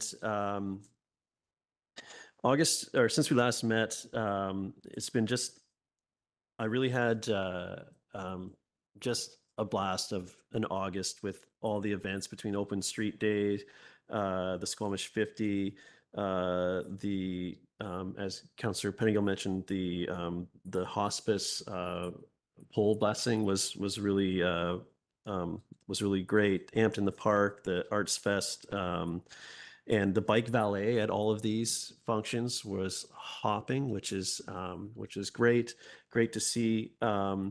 And luckily from my home, I can see the chief, and gives me some visibility into not just how busy it is on the face of the chief, but all the work that our search and rescue group does, and to keep us all safe in all these strange situations that we seem to get ourselves into as a community. So I know those folks were busy, and the Beyond the Valley Cliff of the Dolls mountain bike event happened just was it last weekend? It's a bit of a time warp now, and in support of Squamish Search and Rescue. So Councillor Hamilton's points around the athletes and just the impact we're having is amazing, and that cycling community also reflects back onto the community and provides ways to support the work of our various. That's just one example. There's others, but particularly the BVOD and their support of Squamish Search and Rescue, I think was remarkable. I want to speak about Squamish Days. It was great to, for somewhere north of a decade, I've been the announcer there, and I was conflicted going into it how I was going to handle the mayor's speech and the MC role, and I decided just to let everyone in on the joke that Councillor French and I had is I just decided the best way to say it was that the mayor's busy today volunteering at a large community event, and we're going to have the acting mayor come and step into the role to give the speech, just to be, and it was a little bit of fun for the crowd, and the vast majority of the crowd was in on the joke, but I definitely had heard some chuckles throughout. And so thank you very much for that. Squamish Days Lager Sports happens at the events happen at the Al McIntosh Lager Sports grounds. And sadly, since we last met, we lost Al. He passed away. It's a huge loss to our community, and it was really a reminder that volunteers, built and continue to build our community. And his loss is substantial, and my condolences to his family. He was predeceased by his wife Rini during the pandemic, and last I spoke with Al at an Amped in the Park when Hilltop House came down to the park. and every time that I had interacted with him since her loss, he spoke about how much he missed her. So it's good to know they're together somewhere now. Yeah, and with that, that concludes my my update. So we have no motion to close. Looking for a motion to terminate. It goes to Councillor Hamilton by a fraction, seconded by Councillor Stoner. All in favor? Motion carries. Thank you.